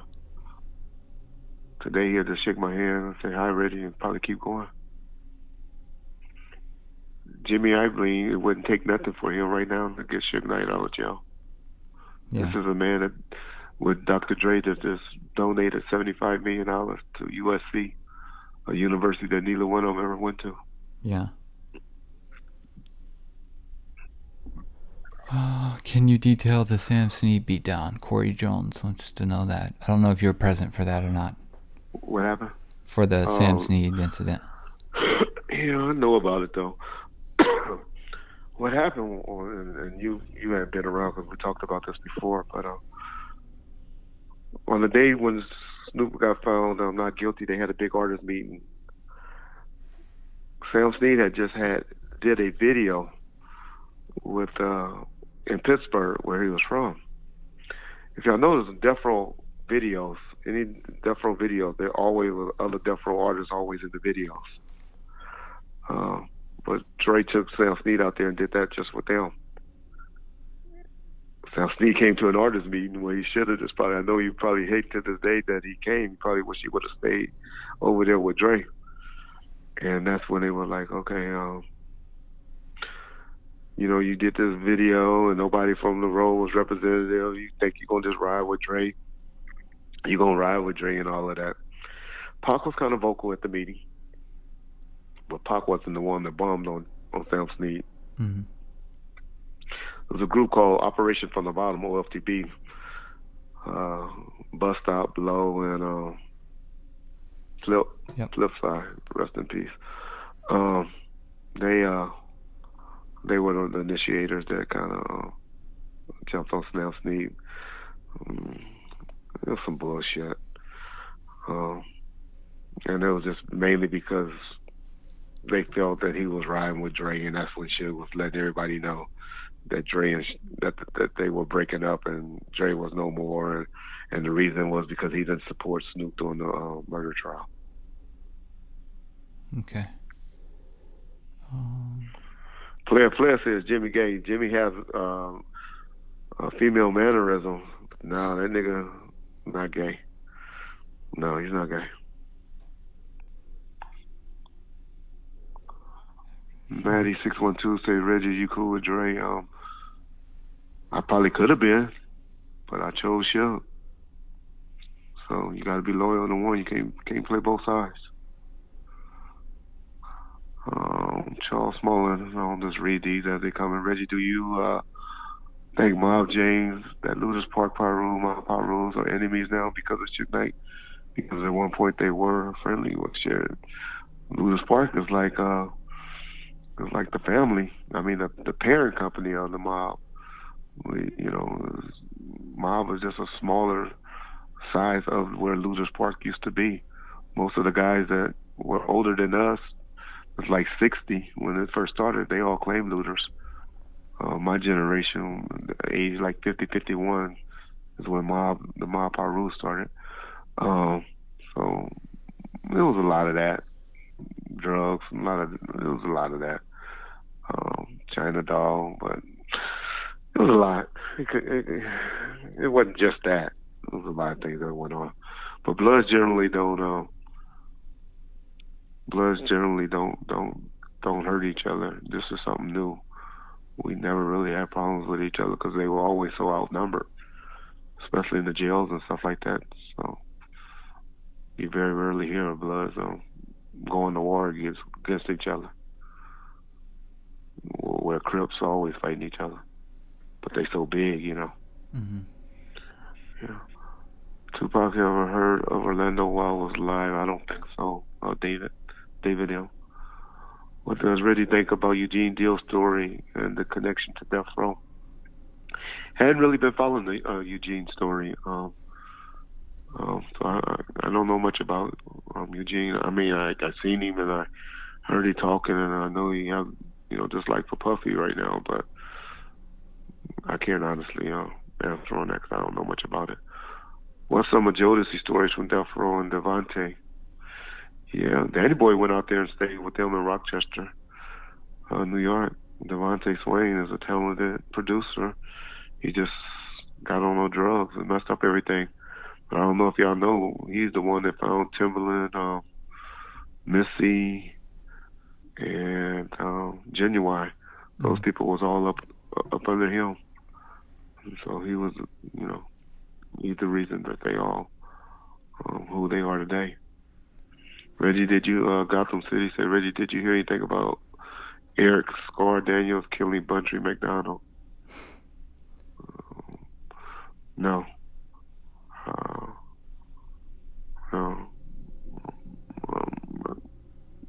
The people behind it, I know, was G and Rod, but who was the actual shooters, I don't know. Yeah. Okay. They said, did Heron knock out Poochie out for stealing some car parts? I never heard that. No, I never heard that. Poochie would have killed Heron. He was sneaky like that. Reggie, can you get into what happened with Kevin Lewis and the dudes from Beaversville getting into it? Oh, yeah. Talked about that one before. That happened at the back of the studio. Name was Mark. What was that nigga name? Mark. I forgot his name. Mark something. Mm-hmm. Sharita just mentioned his name last night. Mark Anthony. It wasn't Mark Anthony. No, I did an interview with him too, and it's on the channel, Mark. And I'm completely drawing a blank. But yeah, it's Mark. Mark something. But they all were from Chicago. Kevin Lewis was from Chicago and all of that. And They caught Kevin in the back of the studio, jumped him, whooped on him, and then we called him to the office, and then that's when we jumped him. And matter of fact, we had to go to the police station behind that. He went and filed a police report on us. But Mark Williams, yep, somebody else said Mark Anthony Williams, Mac Williams, yeah. But that's all.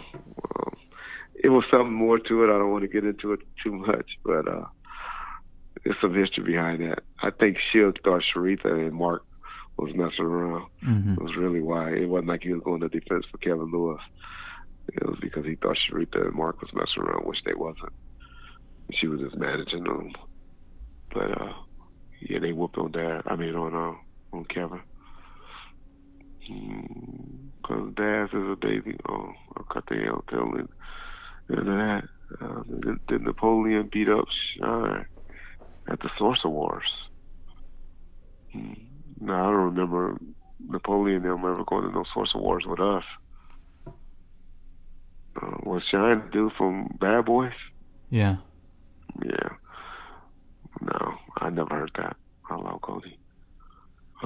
What happened with Mopreme? Was he beat up by Tupac? They keep wanting you to get into it with Mopreme. I know. Yeah, Mopreme now. He didn't beat him up. Some of the homies did some disrespectful stuff to him. But Pac just sent him home once he was convinced that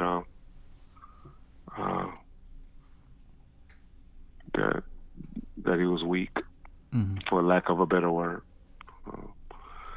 Maddie 612, Reggie, was Terry Carter your buddy? I knew Terry Carter. I did some business with him with a rapper when I was with True Dad. It was Black. What was his name? Black something? Black. It was a dude from out of town that had a nice little sound. But no, me and Terry wasn't like that. But Terry was a cool dude. He was a cool, laid back dude. Mr. Cofield want to know what happened to Big Psych. Big Psych always wanted a deal. He was, felt that he should have got a deal. Mm-hmm. And Suge kept pushing him off. I don't think Pac wanted to sign him to Machiavelli Records, or maybe he was waiting to sign him to Machiavelli Records. Mm-hmm. But Big Psych just got impatient. He had that hit song out. I got keys from Lucy. Yeah. The album coming out, and you still riding around the hood and really, living off of Pac. I think he just got a little impatient. From Gotham City, Reggie, who is David Brill, Dudley, and who killed him? They know all these names, don't they? They do the research. Yeah, Dudley,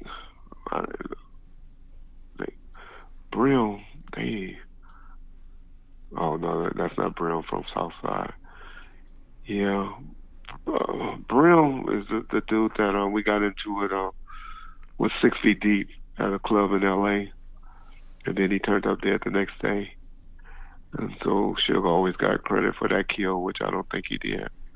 I hear his brother or somebody his girl was messing with killed him, but it was somebody that had a relationship with him because they were able to get into him, into the house.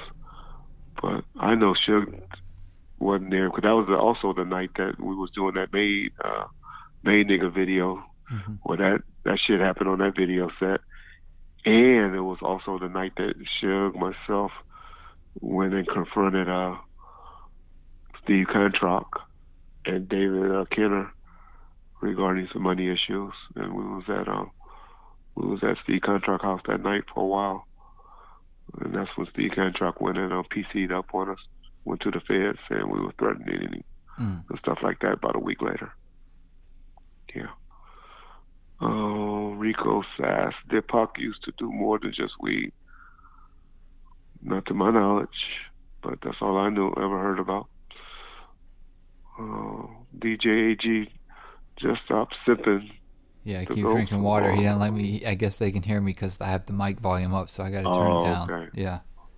I got to turn it down when I drink my water, by the Okay. way. I don't You smoke like cigarettes RJ? Always gotta or drink you like gotta smoke JMX. cigarettes or drink? Yeah. No, I Drink can, out of the cuppy trucks. yeah, I don't go Cuppy by cup the big like gulps from the yeah. 7-Eleven. I just drink water, but I'll keep the mic down. Yeah. Have anybody, your bodyguards, ever been shot at on duty, Reggie? Yeah, I was shot at, but that was just with being with Suge in there one night at the cross street at the Paradise Club Paradise. A dude named Big West, not Big West, but a dude that was with Big West. I forget his name, but he got shot in the leg. Kenneth Archer with Snoop, he got shot, but that was after they had left us. When they were trying to shoot us, when Snoop was trying to get shot, they were shooting at Snoop. But that was later. That was like 2005, 2006. Kevin McLean said he popped ecstasies in Paris. Ecstasy is mainly a sex drug, so when niggas taking that, they just trying to make their sex game go longer. But Dre used to talk about it all the time in his songs, so yeah. Reggie, did your dad ever get involved with Death Row business? Nope. Hip hop. He never did. Who was your favorite artist on Death Row? Well, now, to be honest, it's Snoop. Just because I like his catalog of songs, as far as music. But I like Pac stuff too. But I just pretty much like Machiavelli and All Eyes on Me. Changes and stuff like that. There's not too many of his new songs that I like that came out since then. You're about to make a lot of people mad right now. I'm just telling you. Yeah. Okay. I'm just kidding. Yeah. Blaze said, were you there when Suge intervened in the MC8? Did he ever intervene? Shit.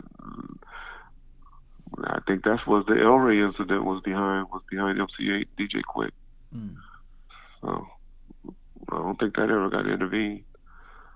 Gunsmoke the Don. Do you remember Italy trip with Tupac? I didn't go on the Italy trip. Just Frank and Mike and Cardano went on that trip. What state is Dash really from? Mississippi, right? That's either Mississippi. I always say New Orleans, but I think I'm wrong on New Orleans. Yeah, I think he's from Mississippi. That's where Snoop people is from as well, Mississippi. So yeah, but Dash didn't come around until later in life. He just got really into that Long Beach Crip stuff. Holden wants to know if we can talk about the Dead Man Walking album. And I'll just say I remember when I was there, I probably got, I want to say 4 or 5 different album covers for Dead Man Walking. It was the same cover, but it was the name kept changing. It was Snoop at his best. It was M.O.B. It was Dead Man Walking. It was a lot. It was a lot of ones. I remember that though. I was just thinking about that the other day. But, we came up with Dead Man Walking because he was dissing, and that was just a way to diss him back. But Snoop is who people wanted at the time. He probably was having an album coming out right around that time, and we was trying to do everything we could to kill him off. That's why you had those 2 Cinderfella songs out with Top Dog and Snoop. That would have blew Snoop up with that Cinderfella song album. That song that he had would have came out without us pushing Cinderfella. People just didn't want to get involved, so they were just like, oh well, fuck it. We'll just do we're just gonna do one album. I mean, we're just not gonna play it at all. And so BET wouldn't play it, or the radio station wouldn't really play it like they should. Yeah. How did you guys find Top Dog? If you don't mind me throwing that in there, how did Top Dog come on? I had him do an interview with on 313 Live. Okay. That's up there that he did, and he talked about it. But it was easy. It was OFTV tried to take credit for it, but actually it was Flex Jay Flex somehow, or Okay. Borney found him somehow. One of them found him and brought him, but they did.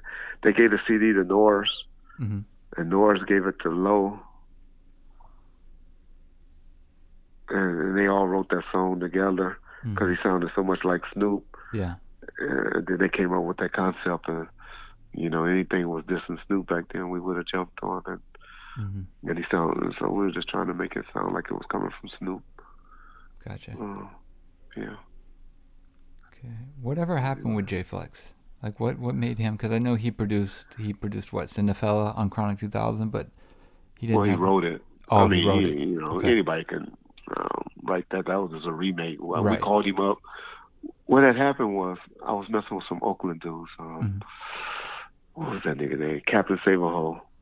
Kevin. Yeah. That was my boy. Cool dude. Kevin was cool. But he was fucking with Snoop and them as well. And he came to me, he was like, Reg, man, that nigga about to blow up. He got this song. He did a remix of this song called Cinderfella. And he said, it's off the hook. And I kind of did Kevin wrong. And I went and told Suge about it. And he was like, oh, yeah, get Top Dog to do it and get J Flex to write it. Because we knew J Flex was a good writer. Now J Flex write it for him and do this and do that. And so that's how that went down. Gotcha. And what made him end up leaving J Flex? J Flex just got tired of the drama, wasn't moving forward in the right direction. J Flex was mainly, in our opinion, just a good writer, him and Borney. Yeah. He was just a good producer and good writer. And so he was mainly a Dre boy at one time, and then him and Dre fell out, and he stuck with us. He's one of those, I'm sure, that wish he would have probably kept his relationship with Dre. Right. Because he was writing a lot of stuff with Dre. Yeah. Yeah. Okay. Let's see what questions we got here. What do you feel about Mob James spilling the beans about Biggie? Darian Stewart says that. I don't know if he spilled any beans about Biggie. I don't know. Well, I mean, Mob just said what everybody always say. They think that that I was the person that carried the message. Well, to have it done, and I wasn't. But nobody knows. But everybody figured if the message was brought from Suge, then who else would have brought it? But they don't know the timetables. I was about 3 or 4 months too early. I was about 3 or 4 months before my time of running the company. Right. Not being around. Yeah. What was it like to work at Death Row to basically run the company the way you ran it, to leave it in the shape that it was in, which is in good shape for when Suge got home, and then for him to kind of dwindle a lot of the... Now, granted, he created it and all that stuff, but, I have to believe that when you run something for that many years, you look at it as it's kind of part of yours, because you do handle the day-to-days.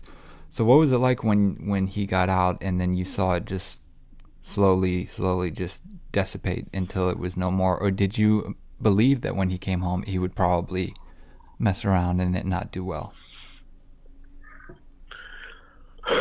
No, well, I didn't care once he came home and he fucked it up, because I was doing my own thing somewhere else.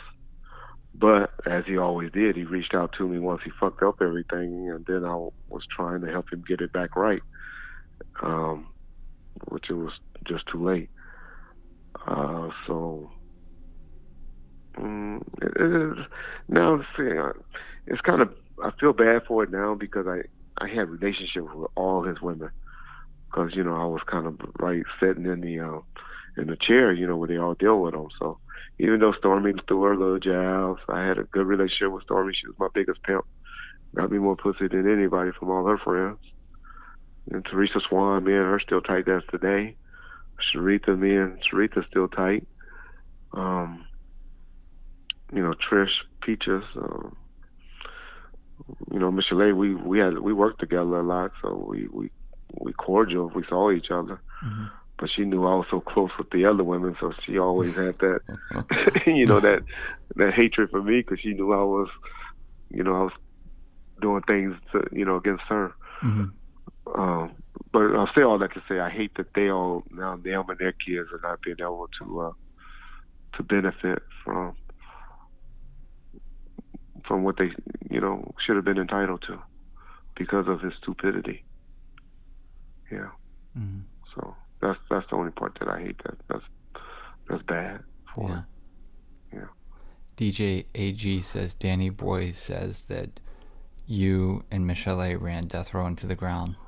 I was there, so Yeah. I know it wasn't run into the ground when Suge Yeah. came home because I Yeah. They directly saw they saw it. saw they saw how the building was looked and all of that when in the interview they saw me handing that nigga uh, a handcuff with diamonds all around it. So Mm-hmm. money was. I mean, ran it into the ground. Shit, we had Tupac Greatest Hits album out. I was still the DVD. Nobody had ever put out a platinum uh, Death Row Uncut DVD. That Mm-hmm. was new. The Uncle Smoke tour didn't even do the numbers that we did on the DVD. That we did on just some bunch of studio garbage. Uh, Too Gangster for radio. I was trying to put out new artists. Um, did 3 Tupac albums. Mm-hmm. Did Still I Rise. Mm-hmm. Did Daz. Only Solo. album Yeah. that was bad that came out while I was around, in my opinion, was Michele's album Yeah. and maybe Lady of Rage album. Those are the only two that was. So the company and the building and everything was paid for. We didn't have no pending lawsuits. So to say I ran it in the ground, they don't know. Danny was gone. Danny was just hurt because he wasn't chosen to stick around. But that wasn't because of my beat. That was just because of him still wanting to be, 95, 96, where things was different. Everybody had to take a back seat. We went from getting $1.5 million a month to $350,000 a month. That was a big cut, uh, monthly. So, everybody had to tighten up their belt and stuff like that. But Danny messed up because and Danny had access to Suge. That's one of those. Danny used to just pop up and go whenever he wanted to see Suge. Mm-hmm. Suge and Danny got into it. It wasn't like me or Michelle was coming back saying Danny's this, Danny that. Danny was going up there himself and running his mouth and talking, and where Suge got turned off on him. But Danny really forget what happened was he was asked to go and sing. I think Change going to come at one of Suge's uncle's funerals. Mm-hmm. And Danny being stupid, you don't ask people for money then. You do stuff for them, but then you ask them for money. Mm-hmm. He told whoever was the person that asked him or told that he wanted 10 G's to do it. Ooh, damn. And right then, that's when he cut his nose off. So, we're talking about a person that never put an album out on Death Row. Mm-hmm. This song on about 3 or 4 songs on some hooks. So, yeah. But if you're not the bookkeeper or the accounting, when you say somebody ran the company into the ground or mismanaged the money or did something like that, I don't really want to hear it because Mm-hmm. you really don't know the books. You don't know what's coming in and what's going out. All you know is what you was used to or was accustomed to, Mm-hmm. or what you believe. Yeah. Yeah. Sandeep wants to know if you can talk a little bit about Crooked Eye because I know you were involved with him coming to Death Row. Yeah, I was big on Crooked Eye. Crooked Eye was who I sold the show. Was the best chance that we had. Him or Superfly. I thought Superfly had a decent album that we might have could have did something with. As far as a new artist, no slight to Realist or Top Dog, but I had believed more in the Crooked Eye than I did in those two. So anyway, Shield came home. He tried with Crooked Eye. He did a couple of videos on Crooked Eye. I was watching one that he did today, probably off the Eddie Griffin soundtrack.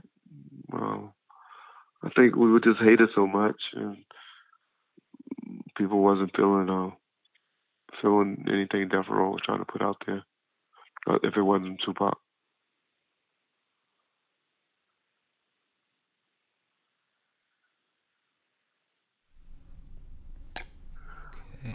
Nick B, what are you talking about? About an LAPD report. Let me try to go up further and see. If you see what Nick B's talking about. Okay, who the LAPD report stand by. I mean, I want to hear Reggie address it, so since he knows the facts. Answer Brainwash. Go ahead. The only Raymond Wright that I knew was they would have been my uncles, but they died not at birth, but about 6 months. They were two twins. That would have been my father's younger brothers, and they only made it to 6 months. So no, I don't know any Raymond Wright. Nick B's question was, did you guys ever see where they're saying a white SUV pulled out in front of Big's vehicle leaving the auto museum? That means the shooter wasn't acting alone that night. Why aren't you asking these questions? I guess Nick B's asking me why. Because we don't talk about, it's not a Biggie forum. Yeah. So we don't talk about Biggie. Okay. P.D. Pablo, that was way after. They had this story, huh? Go ahead. Oh no, they were just discussing about P.D. Pablo, but that was way after you had. You had left. Yeah. Actually, I'm the one that brought P.D. around. Really? It was a guy. Yeah, it was a guy named Sean. What was Sean's name?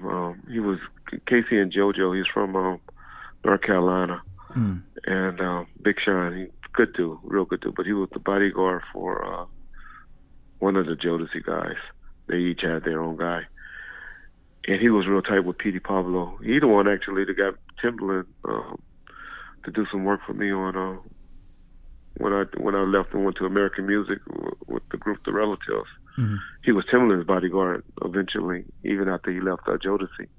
But he's back with Jodeci now. I went to a concert with him a couple of weeks ago. But Big Sean, that's when P.D. Pablo had that song, that airplane song or something. Yeah. And he brought him up to the office. He was a big old Death Row junkie, but Suge wasn't out of jail yet. Brought him around and stuff like that. And then when Suge got out, of course, he had that song with what's the female name he was with? Oh, Ciara or Sierra? Yeah, with Sierra. Sierra. Yeah. And so they ended up meeting up, and those niggas became like buddies. That's when they both started snorting that cocaine and shit together. But yeah, he's a big old cokehead. But anyway, he recorded a lot of shit and released nothing. He couldn't really sign though, I guess, probably, huh? P.D. Pablo. He was managing him. Okay.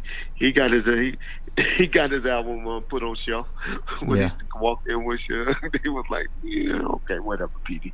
Who the fuck you think you are? It is not like you or Ja Rule or any of them at that time. Like, were you around when they were? I remember them saying, and I put it on the website, that would the fans be interested in a Ja Rule album on Death Row? Were you gone by that point, or were you there still when that happened? When there was talk of that happening?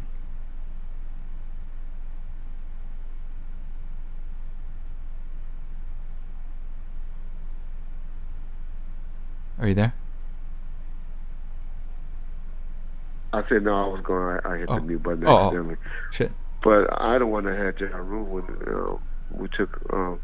He called to get some clearance. Somebody called to get clearance, and we found out they was at the studio. And we said, "Hey, we're gonna come up there and meet up with y'all." And we went up there and met with them, and they got crew from there. Irv Gotti and Ja Rule and all of them. I think they were scared shitless, but we just rolled up there to, because they were hot then. That's when he was on all those songs with J-Lo, with Jennifer Lopez and stuff. Yeah. Old Ja Rule. Okay. Did you used to chill in Suge's Compton house a lot? I can't imagine. No. Yeah. No, I wasn't hanging out over there. Okay. I was mainly Neckbone and Trayvon's house and Bunchy that was right around the corner. Mm-hmm. Okay, here's one from Yeah. Easy. He wants to know, why weren't Tupac's songs left in their original form and beats, and are there any unreleased songs left? I can kind of answer that if you want me to, or you can Go answer it, ahead, Reggie. go ahead. But they Well, weren't left in the original form because they were dated. Shit. right. Well, But a go lot of ahead. the ones that Death Row did, like on Chronic 2000 and whatnot, were left in their original form. Friends was remixed on Two Gangster for Radio, but it still used all the same elements, just Hutch mixed it down differently. And on Thug Nature, they just changed the person who sung the hook out. But for the most part, I think you could argue that Death Row kept most of Tupac's music as original as it could be. When the remixes really started to happen was for Still I Rise, and then all the future stuff going forward. But like you said, Reggie, it did start to get dated, and a lot of it was bootleg, so people had heard it a lot. So I can kind of understand why they would want to remix some of it. It doesn't mean I don't like the originals, but I can understand why some people might want to put a different Yeah. sound to it. So Yeah. Yeah. even the greatest hits, you kept Troublesome '96 in its original form. Oh yeah, 90s. Yeah. And you kept Unconditional Love. And that was only 2 years later. Yeah, right, That was only right. 2 years later. Right. So. But And those were the best. You were pulling from the best there. yeah. But once it was once you got around the 2000, 2001, Mm-hmm. it was a different J. That was sample time. Puffy and them was blowing up. Jay-Z was doing It's a Hard Not Rock and all of that. So it was just a different type of beast that was out. But yeah. Somebody asked, why did I want to keep Frank on a minimum hourly wage?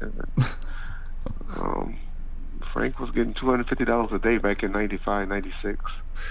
They were working a 12-hour shift. Just riding around with dudes and stuff like that. That was just the rate at that time.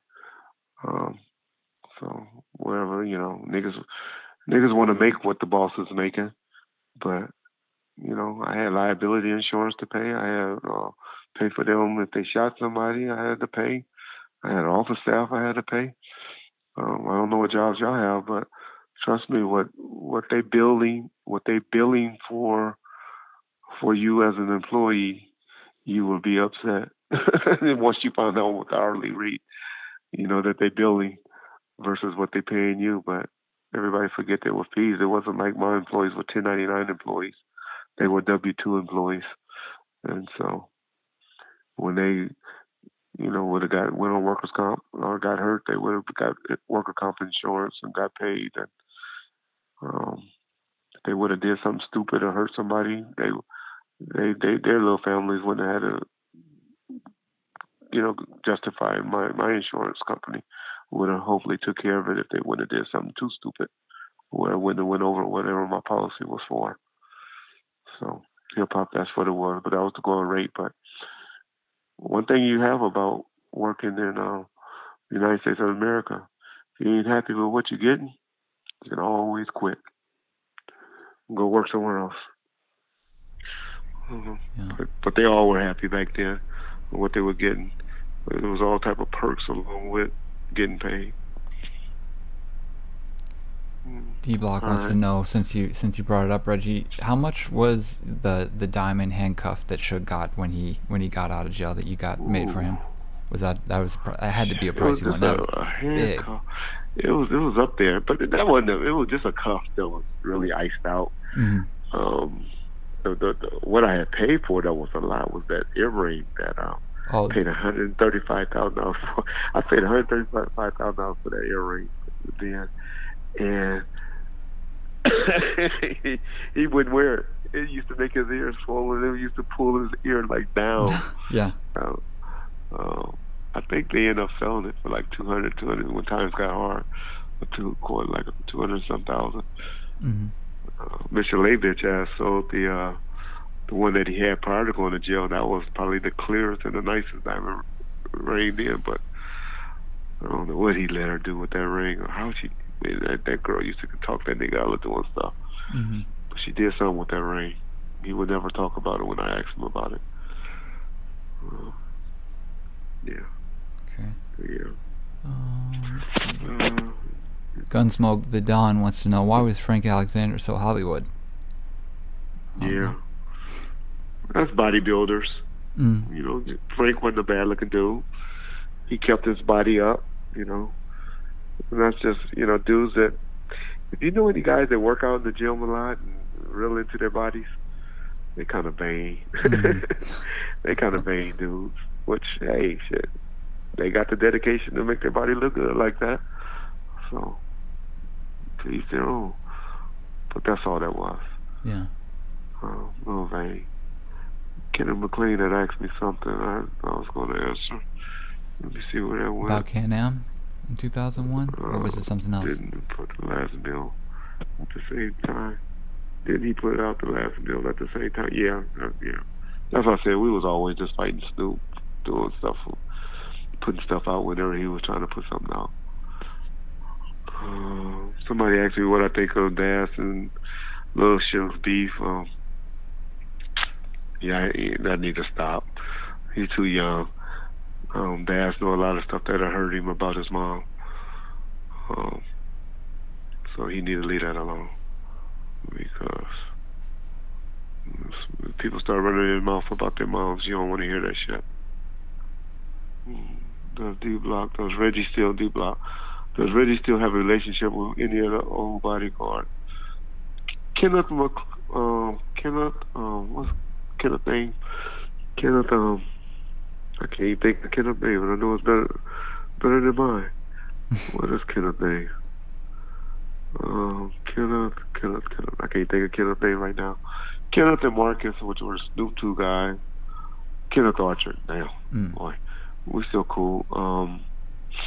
He went to church with me a few times a few years ago. Matter of fact, I had Hackey hire him to do some work for him because Kevin Hackey got the security contract with a bunch of Verizons.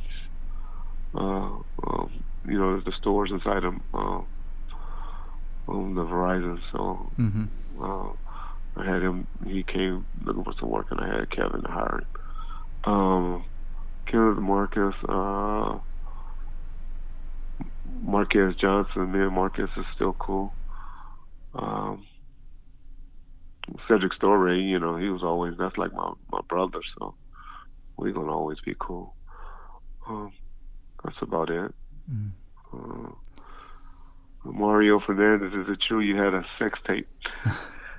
Yeah, but you would have been disappointed with it. You can very barely see it.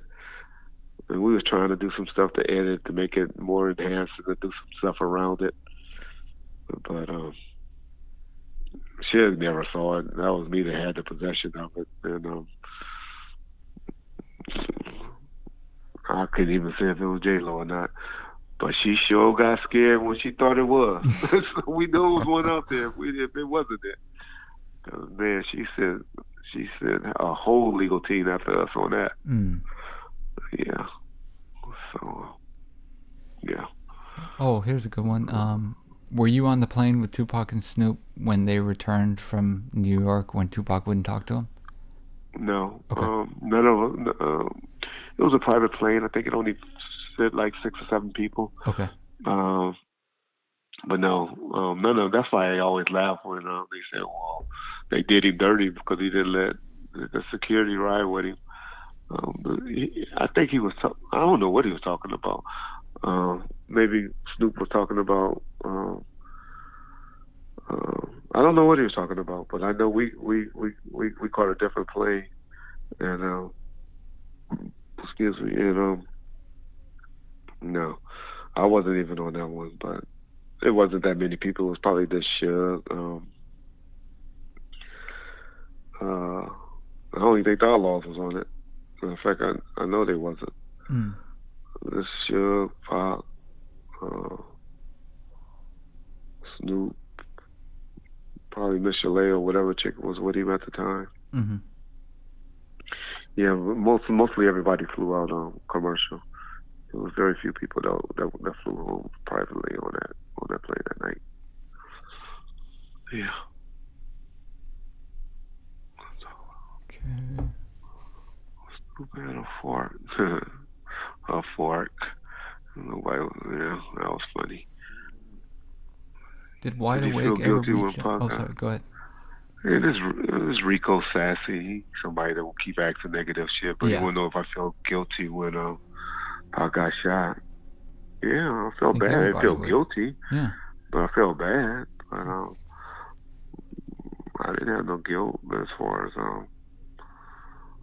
you know, anybody could get shot sitting in a car. The guilt comes when you don't do nothing to retaliate for, you know, somebody that you supposedly love or be with, and nothing happens.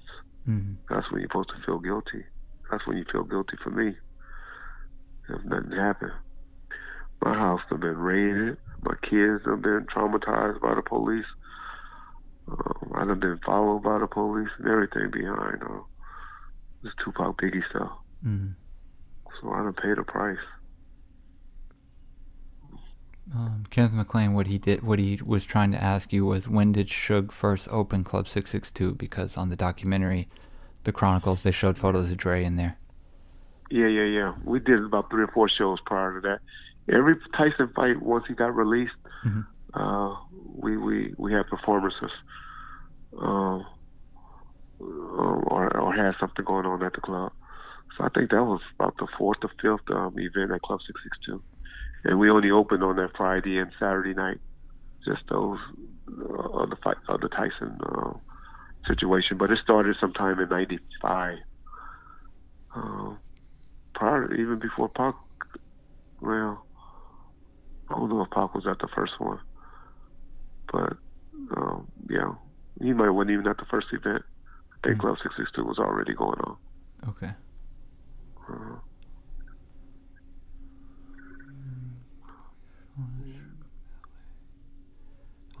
Are you seeing anything that you want to address? There's a lot I wanted to see, but they come so quick. It's hard to keep up. Yeah. Let's see, dude.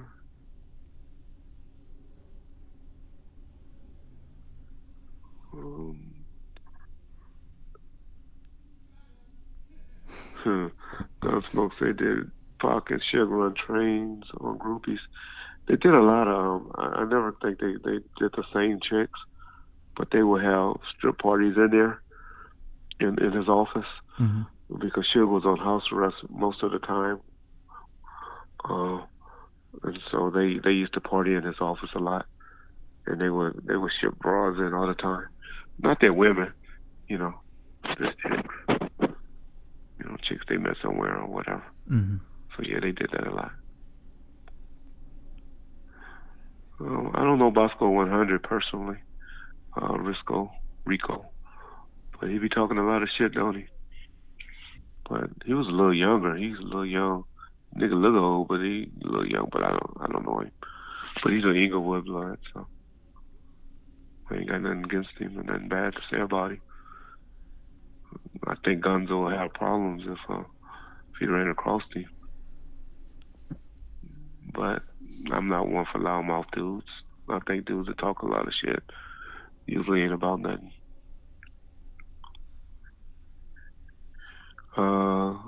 Lou Lee 75 said was Crump really VP at one time. Probably when he came back, I don't know. Suge might have gave him that title. I was gone by then. So he might have gave him that title, at an interview or something. Say, hey, tell me VP, because he knew that would get at Snoop and Bass. And so that's what that was all about. Getting at them. That corrupt. I think it hit mute. There you go.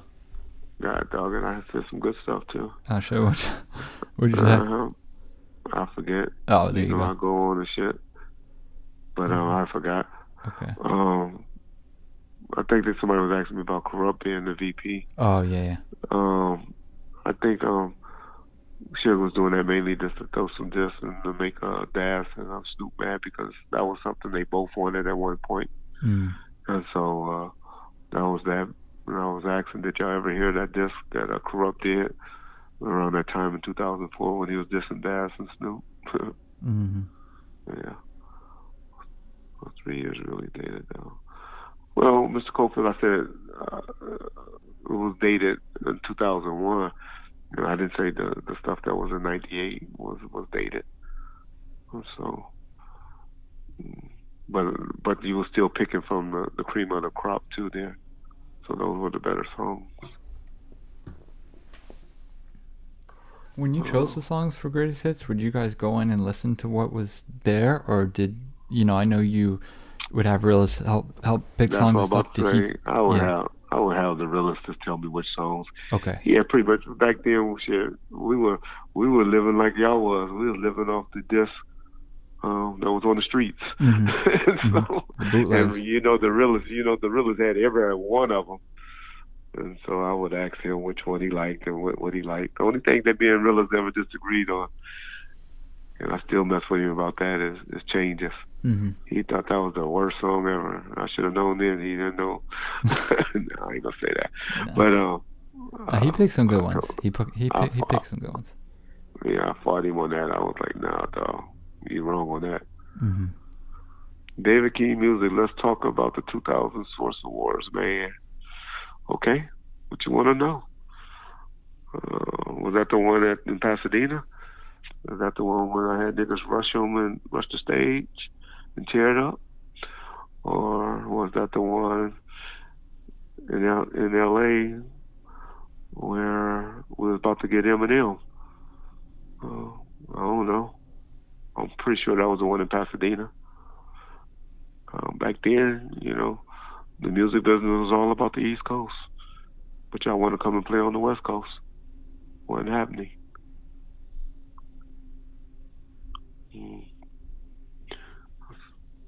Let's see, Marquez, thank you for those. Definitely classics too. Is there any way to still put together an original album of Pac work? Oh yeah. Yeah, your boy John put together a lot of stuff. When John was working at Wide Awake, he did a lot of stuff. And John he's not like jail mixing now, but he got an archive full of music he can upload. But I'm sure he's scared to get sued by the state. So, but he got a lot of music stuff. He knows a lot. We recently been putting together some stuff for E1 that we think they should try to put out. So John he's a death row head on that music stuff. I do think I'm the only one that think Suge House looked creepy as hell in Compton.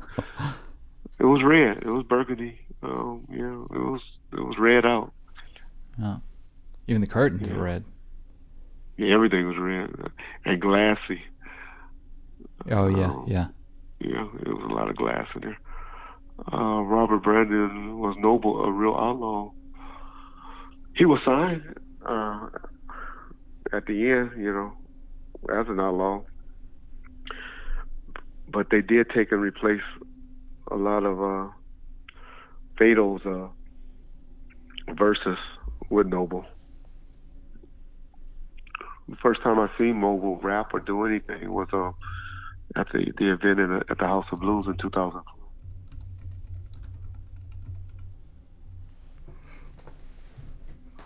Yeah.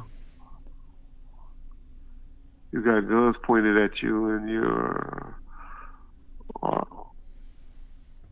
adrenaline is rushing. You accidentally squeeze the trigger and hit yourself in okay. You responded to somebody else. Noble was a barber. All right. Who are we to say, right? Who punched Dre in the face at the awards? I wasn't there during that time, but wasn't that K9 or somebody, or what was the other dude, Spider Loki now? Oh yeah. I never knew who it was though. Yeah, But didn't somebody get stabbed? Didn't Young Buck supposedly stab one up? Somebody? Young Buck stabbed. Young Buck, somebody. yeah. Still I Rise is a classic. Okay, Machiavelli 7 Days, you like Still I Rise. I agree. I think Still I Rise is a classic. Like I said before, I just don't like what they did to Tattoo Tears. That's my only one. Yeah. But, yeah. And Still I Rise was probably a lot of Tupac songs, you know, that was it when it came out as an Outlaws album, if right. Tupac was still alive, I believe. Yeah. Mm-hmm. The good thing about Still I Rise at the time was there were, like you talked about. Slow to You, Kelly. Oh, go ahead. I'm sorry. I was just gonna say there were so many bootlegs out that Still I Rise was our first taste of getting songs that we hadn't heard on the bootlegs. So we got The Good Die Young and As the World Turns and just stuff like that. So it was good to see that there was a lot more other than what was already floating around the streets for a couple of years. Kendrick, they did Sugar Acts for Tighter Security after Hit 'Em Up came out. No, that's Frank talking. It's always easy to Monday back quarterback things. We always had, you know, like I said, we always normally had 2 security going out to locations and stuff like that. But when he went to the movie sets and all of that, he still only had 1 security guard on him. So, no, I never remember no conversations about that, other than when we thought he was going to have to work on the freeway. Oh, for community service detail stuff? On him. Huh? For community service stuff? Yeah, for community service, okay. Yeah. What were your interactions with QD3, Reggie? Did you have any interactions with him?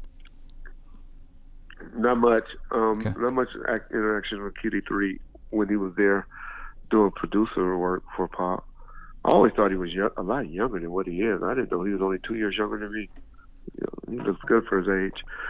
But QD3 did do something where he had got some footage from Rob Johnson or something. That was really one of the reasons why I started fucking with Suge in about 2005, 2006. Because we had pushed up on QD3 and got like 20 G's, and both of those, that's how we was living back in like 2006, 2007. And we got 20 G's from QD3 for something that he had did. He had did some type of interview or did something where he used some footage of Suge that he shouldn't have.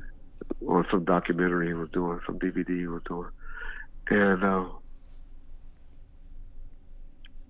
we went to a club, that nigga was popping shot, you know, he was doing what's that? You know, paying for the, you know, the tables at the club and all that. So it was like $2,000 right there. You know, that was money we didn't have there. You know, and he spent 2 G's on that and all that. And then the nigga gonna turn around and give me like $1,000 off that. And I was the one that was really pushing up on QD.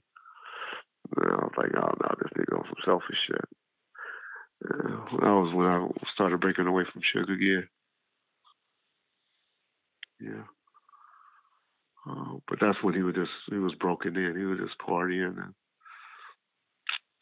yeah, he was broken by then. Okay.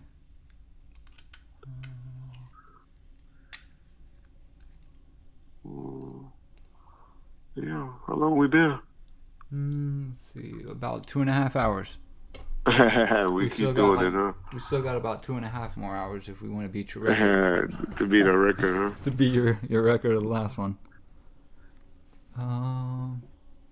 Let's see. We'll take a couple more and then we'll sign off. Oh, whenever you're ready. Oh, it's up to you. Oh, I'm good. So did Death Row know about Orlando before September the 4th? Trayvon did.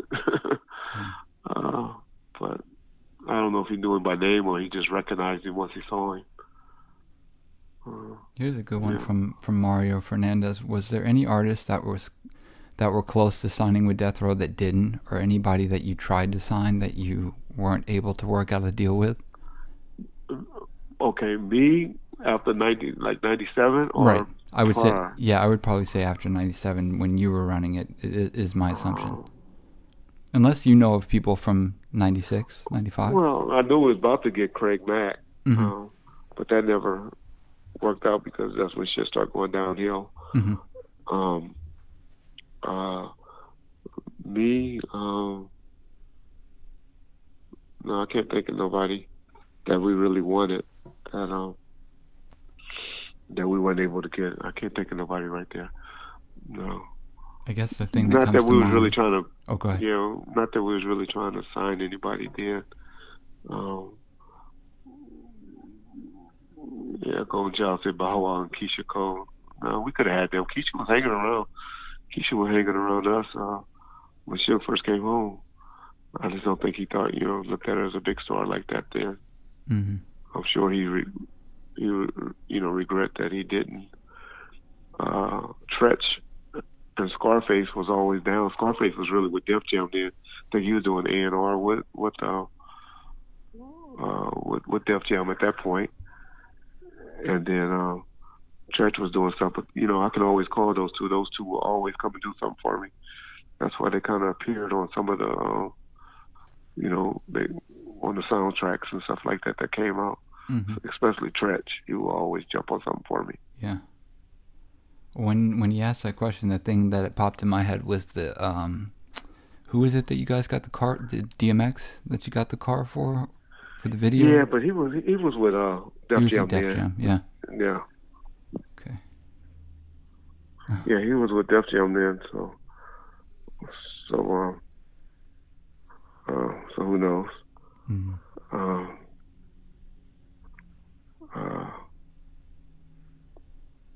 Let's see. Somebody asked me, do I want Suge out of jail? Yeah, I don't want to see Suge in jail, especially for what what he accused of then. I really feel as though he was an accident. I believe that. Now dealing with the lady with the camera, I don't feel as though that nobody should be getting life in jail for that incident. But that's unfortunately with that 3-strike thing. Mm-hmm. But yeah, if something could be worked out where he got time served for that, and if he beat the other case, that would be good. Hopefully, Suge got his medical under control, and his diabetes and stuff like that. So hopefully, all of that.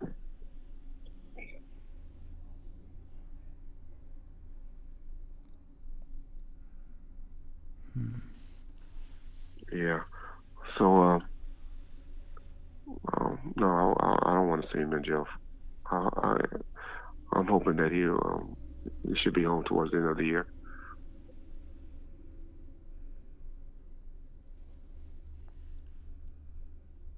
Okay, what else do we have?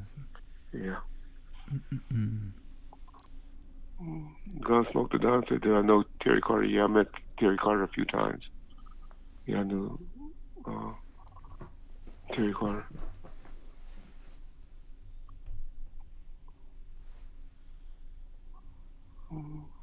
QD3. Let's see, Golden Child did QD3 come around Death Row to work with pop music because Mm-hmm. yeah, he came towards the end. And he didn't do a lot of work around, but I thought he was a young kid, to be honest, when he came around. But apparently he wasn't. And depends around. Do Suge have diabetes? I don't know the numbers. I need to.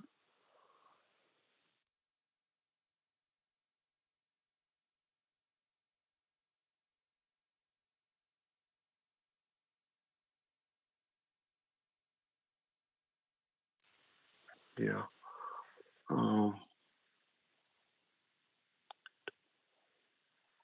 If I'll keep asking, do I miss being a cop? No. No, not anymore. When it first happened, I did. Mm.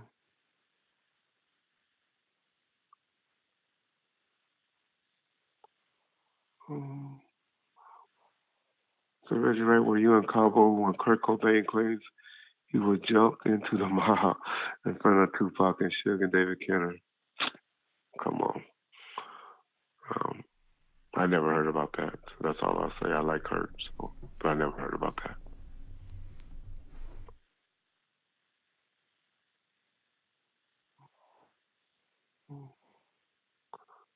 The gun smoke that I said was Shiv BMW rented. No, it was a Norris Anderson name. He was buying it. It was being either leased or a purchase, but that was a Norris name. Mm.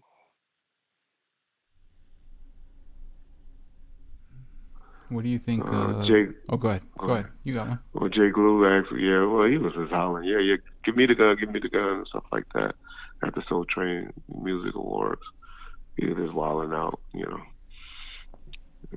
I think he knew I wasn't gonna give up the gun.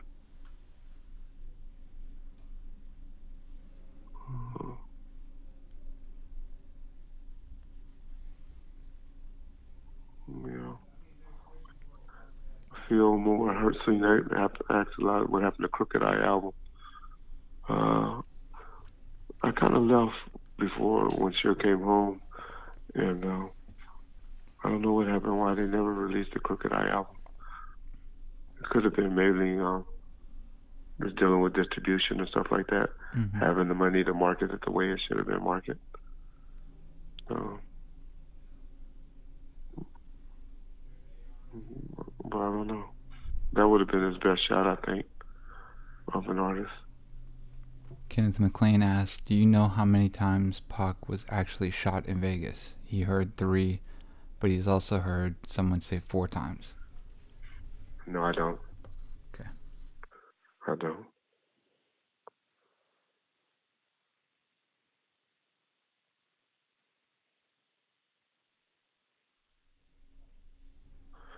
Mario Beltran say, doesn't it seem weird that Orlando would be himself when he got beat down being the gangbanger? I know we don't run solo out of bounds. Well, I'm sure he knew his boys was around somewhere. It was just so crowded and so many people. I think he just got separated. But there's no conspiracy behind that, Mario Beltran. There's no conspiracy, but I know it sounds better if it is, but it's nothing. Jay Blue was the back parking lot, the Shrine Auditorium where the incident took place. That's correct, Jay. Stephen, a lot of people didn't have a ticket. Stephen Marquez, it was like a row of people on both sides. They almost was bigger than the Oscars, you know, how when people be standing on the red carpet, walking on the red carpet, it was that type of atmosphere, but longer.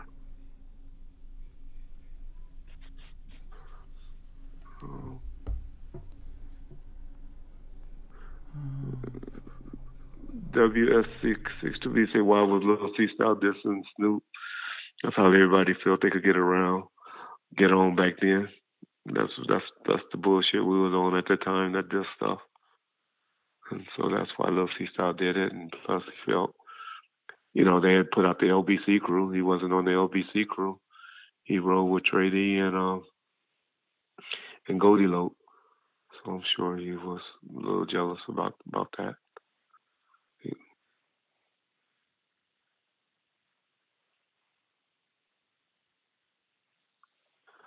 Brandon said, was he going to shoot? I don't know what he's going to do, but, you know, a lot of people think just because a person have a gun in their hand, you can shoot them. Well, I guess cops these days think that too.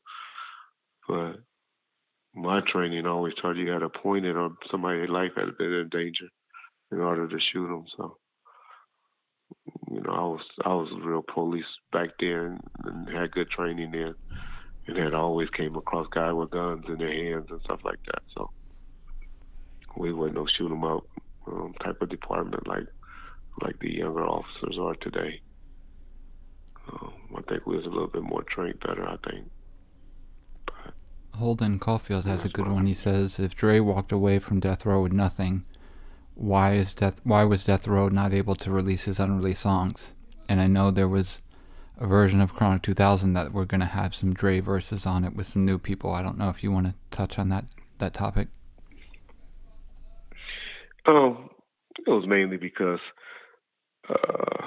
Brian, they were fighting us. Brian still has some interest with in Dre albums in Chronic 2001 because his company is the one that distribute Chronic 2001, and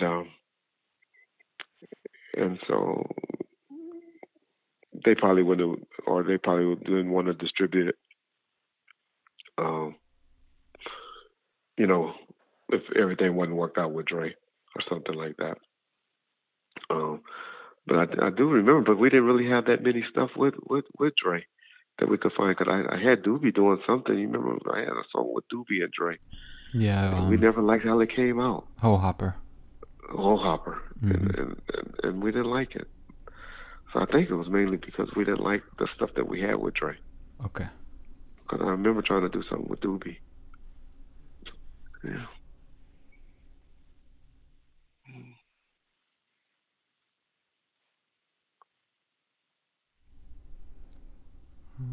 Let's see. Reggie, did Tupac ever say he was going to get married? Why did Quincy Jones say he died in Kadada's arms? Golden Child asked that. I don't remember Quincy Jones saying that. Yeah, I never heard it, but I know nobody was in that. Yeah, I think a lot of people say a lot of things to make themselves seem a lot closer than what they were to Tupac. The many times that he got cut open and was open and stuff like that, that many people that allegedly have been sitting by his bedside wouldn't have been sitting by his bedside. That's all I'm saying on that. You know, and I think when people say sitting by the bedside, it doesn't mean being at the hospital in the waiting room. Because whenever I came in, that's where everybody was at, in the waiting room, including the mother. The mother was a real strong lady during that time, though. Real strong lady. Very strong. Joseph said, what do you think? Wait, why do you think a lot of people think Pac is still alive? Well, because Suge jokes around and says it. Mm-hmm. And then a lot of people want him to be. But listen to what you're really saying about somebody that we all on this forum look at as a hero. You saying that this guy has been gone now for 21 years, so we know if he's still alive, his body is done recovered from it. The only reason I would go and fake my death and all of that after I got shot and stuff like that would be to get my body right, so I can go sit in jail and do this little 4 years I have to do. So, if we believe that, and this man is who we all believe he to be, and he is still alive, then he's not the man that I look up to, because I know his body is right now, and you're supposed to come home, do those 4 years, and move on to your life. So you're pretty much saying that he's scared to go through 4 years of jail if you believe he's still alive. That's my take on it.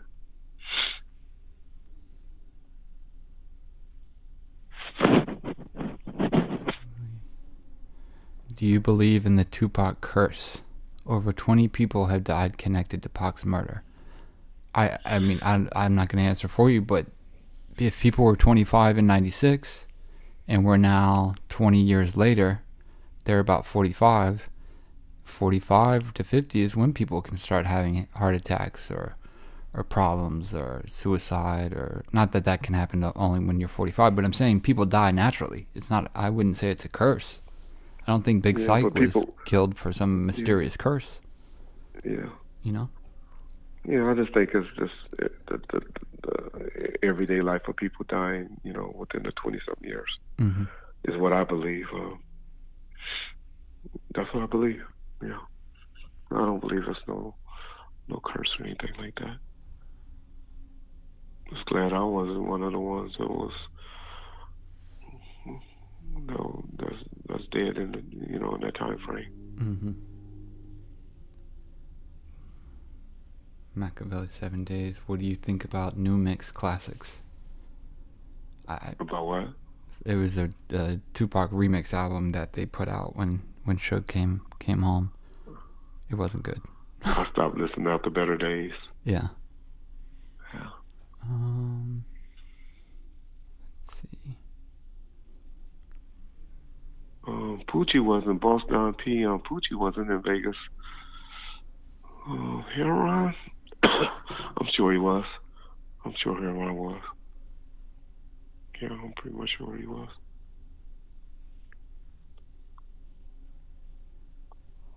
Mm-hmm.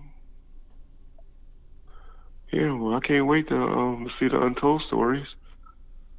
We'll see if after that, if people still, I guess, if you still believe, even after the Keefe D thing, if you still believe that the theories, then you just gonna never be convinced.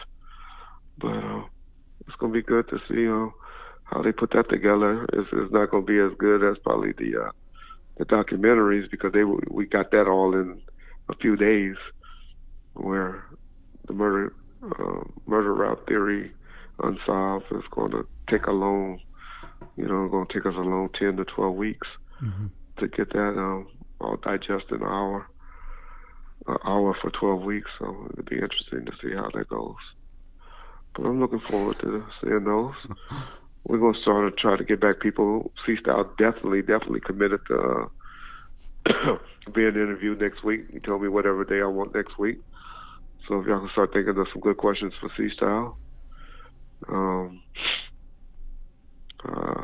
reach out to Joe Cool. I thought he did a good job on the Chronicles. Y'all can get some of his insight. I didn't know he articulated stuff that good. He seemed to articulate stuff pretty good. Sharita did a semi question and answer last night on 313 Live show. If y'all want to go over there and check that out. She's supposed to do another interview with Rel in the next week coming up to ask some of the questions that John didn't ask. She mainly want to get into the Michelet stuff, so y'all might be looking out for that. And I guess if there's nothing that's really out there, I guess we can start trying to wrap it up. I don't want to take up too much of your time. Yeah. I love to hear. So if y'all hear what RJ and J Mix, what they have to say, or how they try to discredit Keefe D, it'd be good to. I'm waiting for them to speak on that. I'm sure they're probably just waiting they already know murder rap theory, so I'd love to see what they think about that though.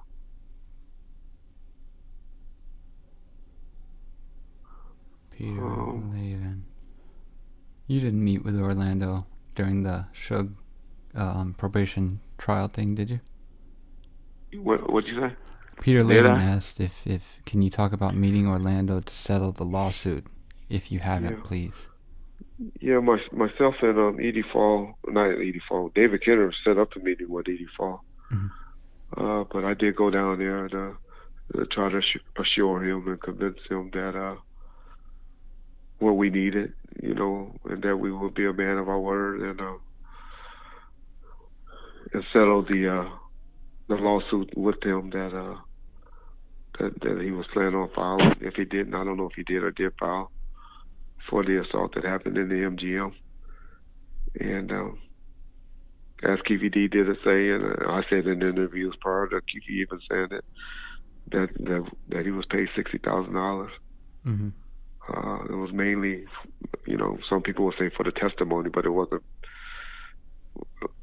That was probably made us escalate it and not fight it. But it was mainly because of the assault that we paid it out. And so that's how the meeting went. It didn't work. She still got the 9 years, but it gave us a fighting shot. a fighting chance. Mm. Some people will say, well, how would you feel about doing something like that with the guy that killed Tupac, Right. or that you suspected to kill Tupac? That wasn't my job.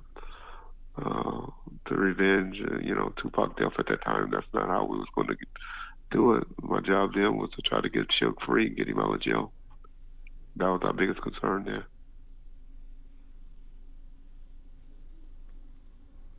Okay. Mm. Independent Rob said, "Do you, Keefy D, go to visit you?"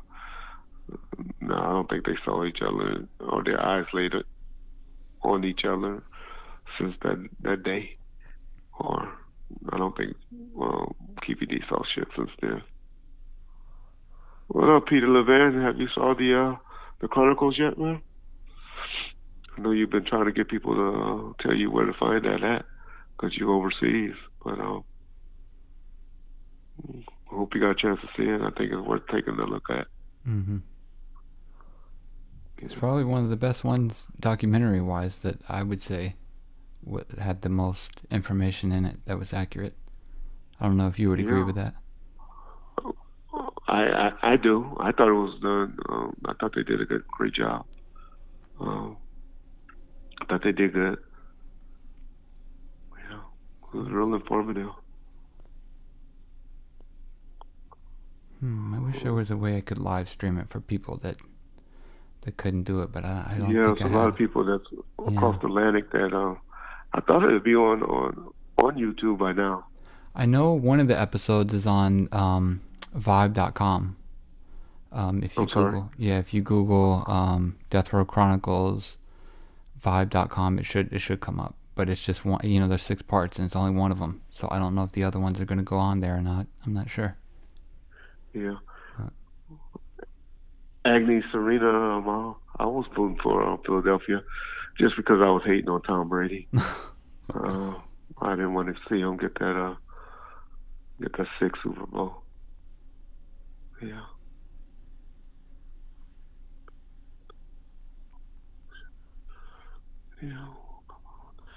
Yeah, what y'all think? Have y'all been pushing up on RJ about the debate? He's been kind of quiet on me about that too. But who do you think would be a better debate for you, Reggie? Him or J-Mix? Who would you rather have a debate with? No, RJ is the source of everything. RJ, JMX is just a puppet. RJ's a puppet. And not in a bad way. Mm-hmm. That's how it is. Yeah, and he would say I was yours, so whatever, it's fine. Yeah. So how did you get 313 to betray Jim? I didn't get them to betray each other. I'm not here to cause confusion. It was just that JMX was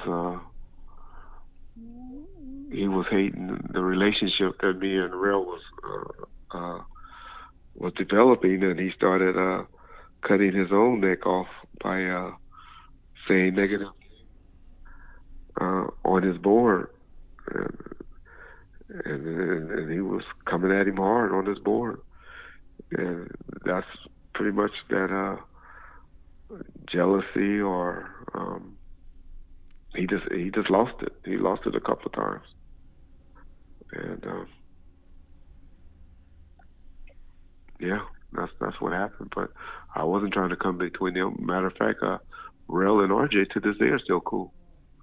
So you don't have nothing bad to say about RJ.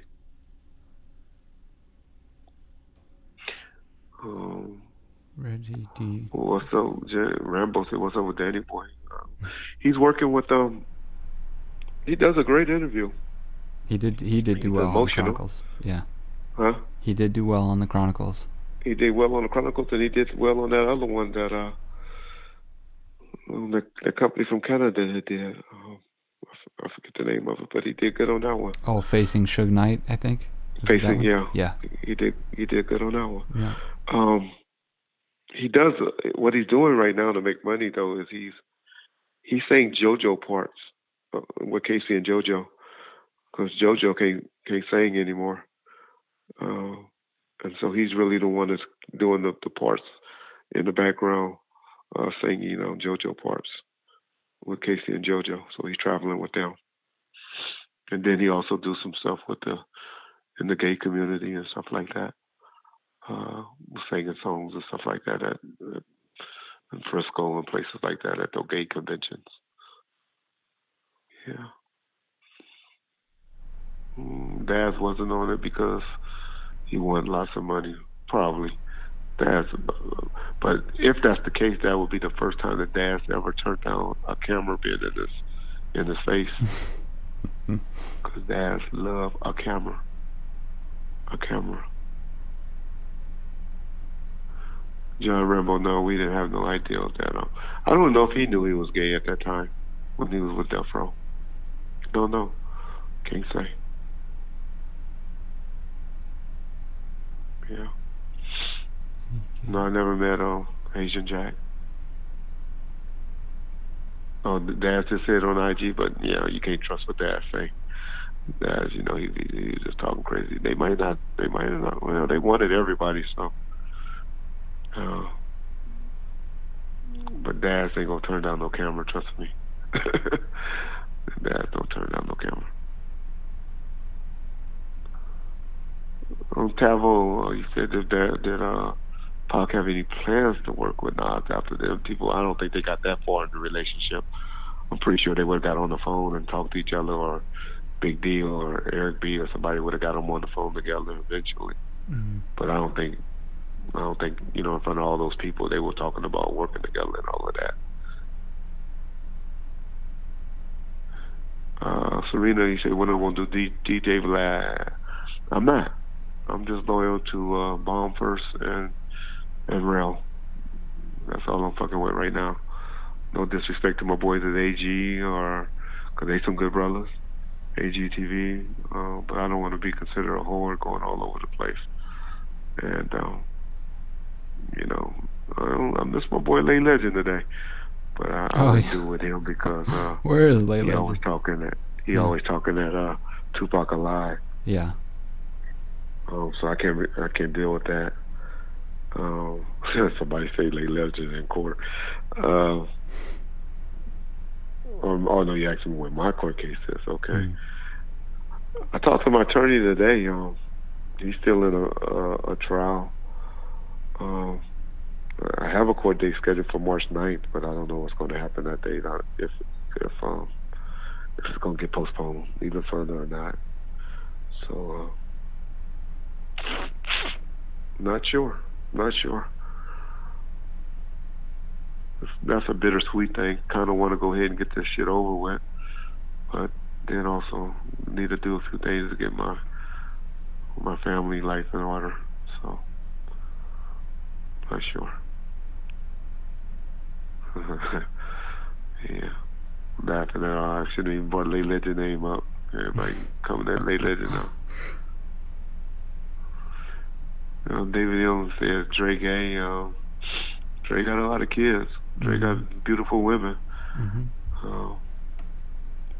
I think that was just something, when we throw jabs at each other and stuff like that. So that might be an urban myth. He did, though, have this dude Bruce that was always around.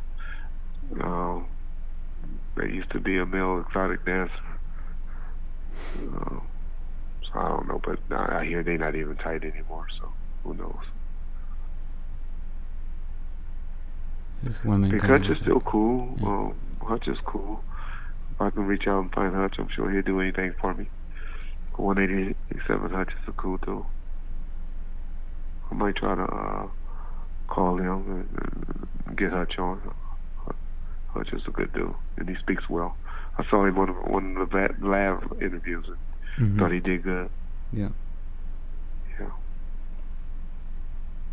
No, I'm taking a plea. Cofield, they got my ass dead to bang. So, I'll be doing it, 5 years on down. So hopefully about 3.5 years probably is what I'm hoping for. I'll have to do these 4-hour live streams over the collect calls. Yeah, I'm gonna have me a cell phone. Oh, there you Trust go. me, I'm gonna find me some little cutie pie that's gonna take care of me in there. There you go. I'll have you call. I'll have you put some money on her books and shit. I mean, in her pockets, and she'll take care of me. That'll work. The Faith Evans things really happened. Shepard. All I can say is, when I walked in on him, he was pushing her head down towards his genitals areas. But if she actually did anything, I can't say. What albums do you wish Death Row had released? Were there any albums that were planned or discussed that never came out that you, looking back, wish they came out? No. Okay. No. We was just putting pretty much studio. I mean, Crooked Eye, I wish she would have got a shot. Mm-hmm. But we was pretty much just putting studio garbage together to make stuff, Mm-hmm. From when I'm saying that, I'm talking about On the Dead Man Walking. Right. I think we even did a Dog Pound album, didn't we? 2002. Yeah. Yep. Yeah, Dog Pound 2002 album and stuff like that. So that was all studio garbage we was putting together. There were some good ones in there. There were some good Yeah. songs in here and there. Yeah. Reggie.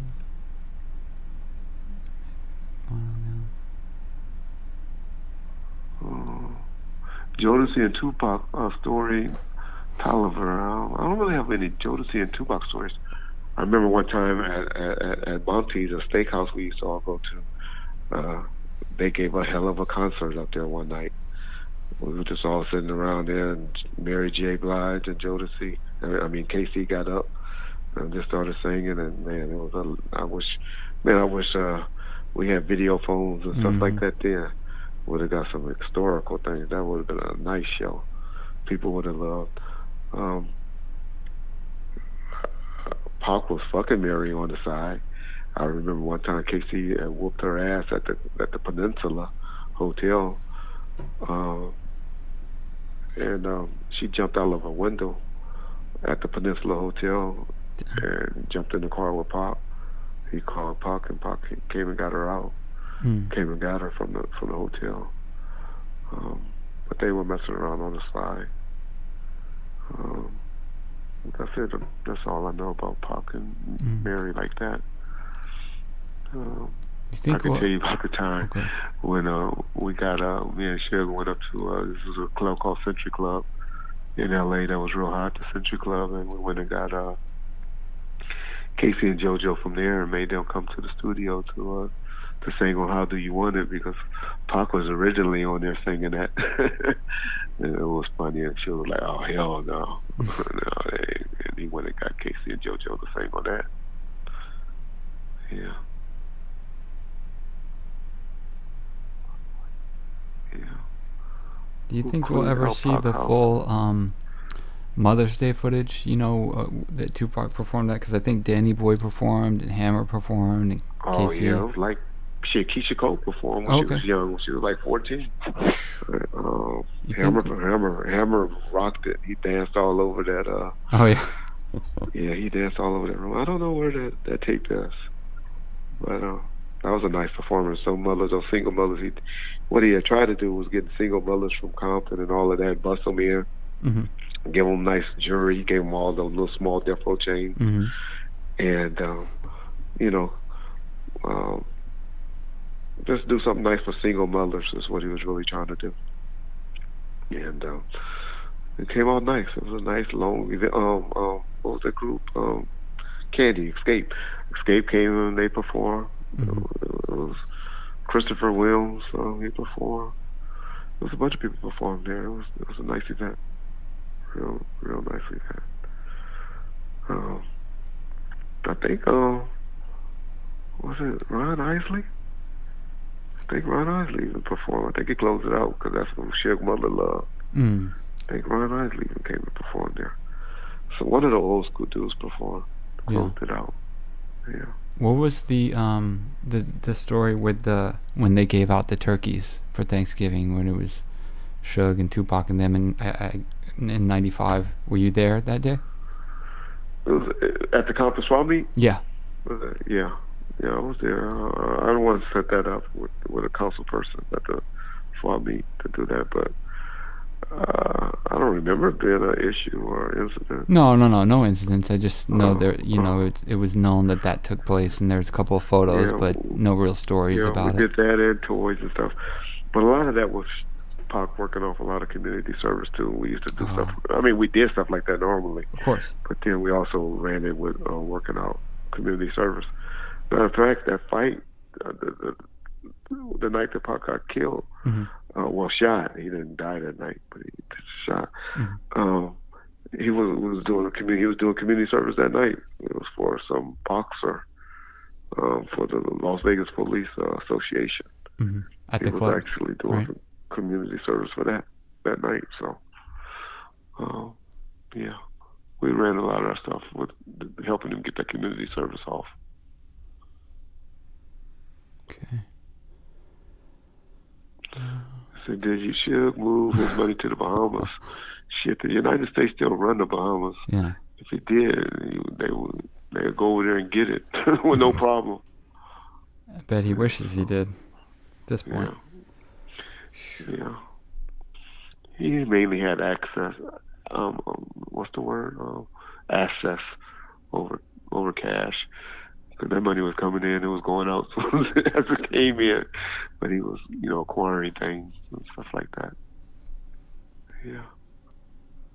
Could never get caught on his feet because he was always buying shit. And then he had a lot of people that, he was taking care of. So, yeah. Post-time P, no problem, man.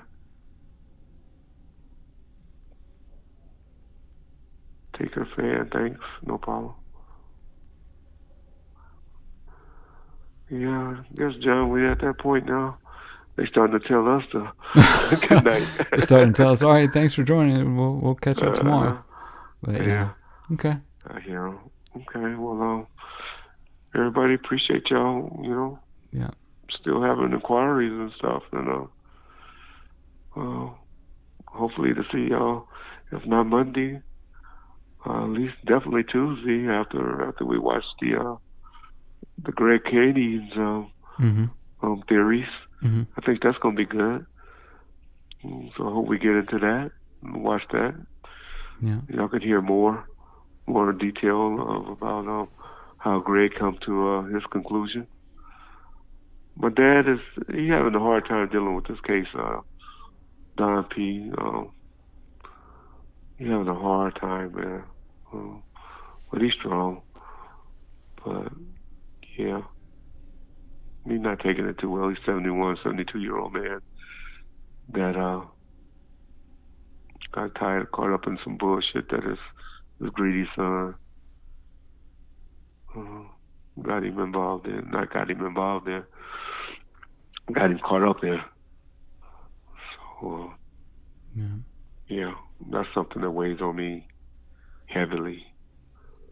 More than worrying about myself, I worry about him more than myself.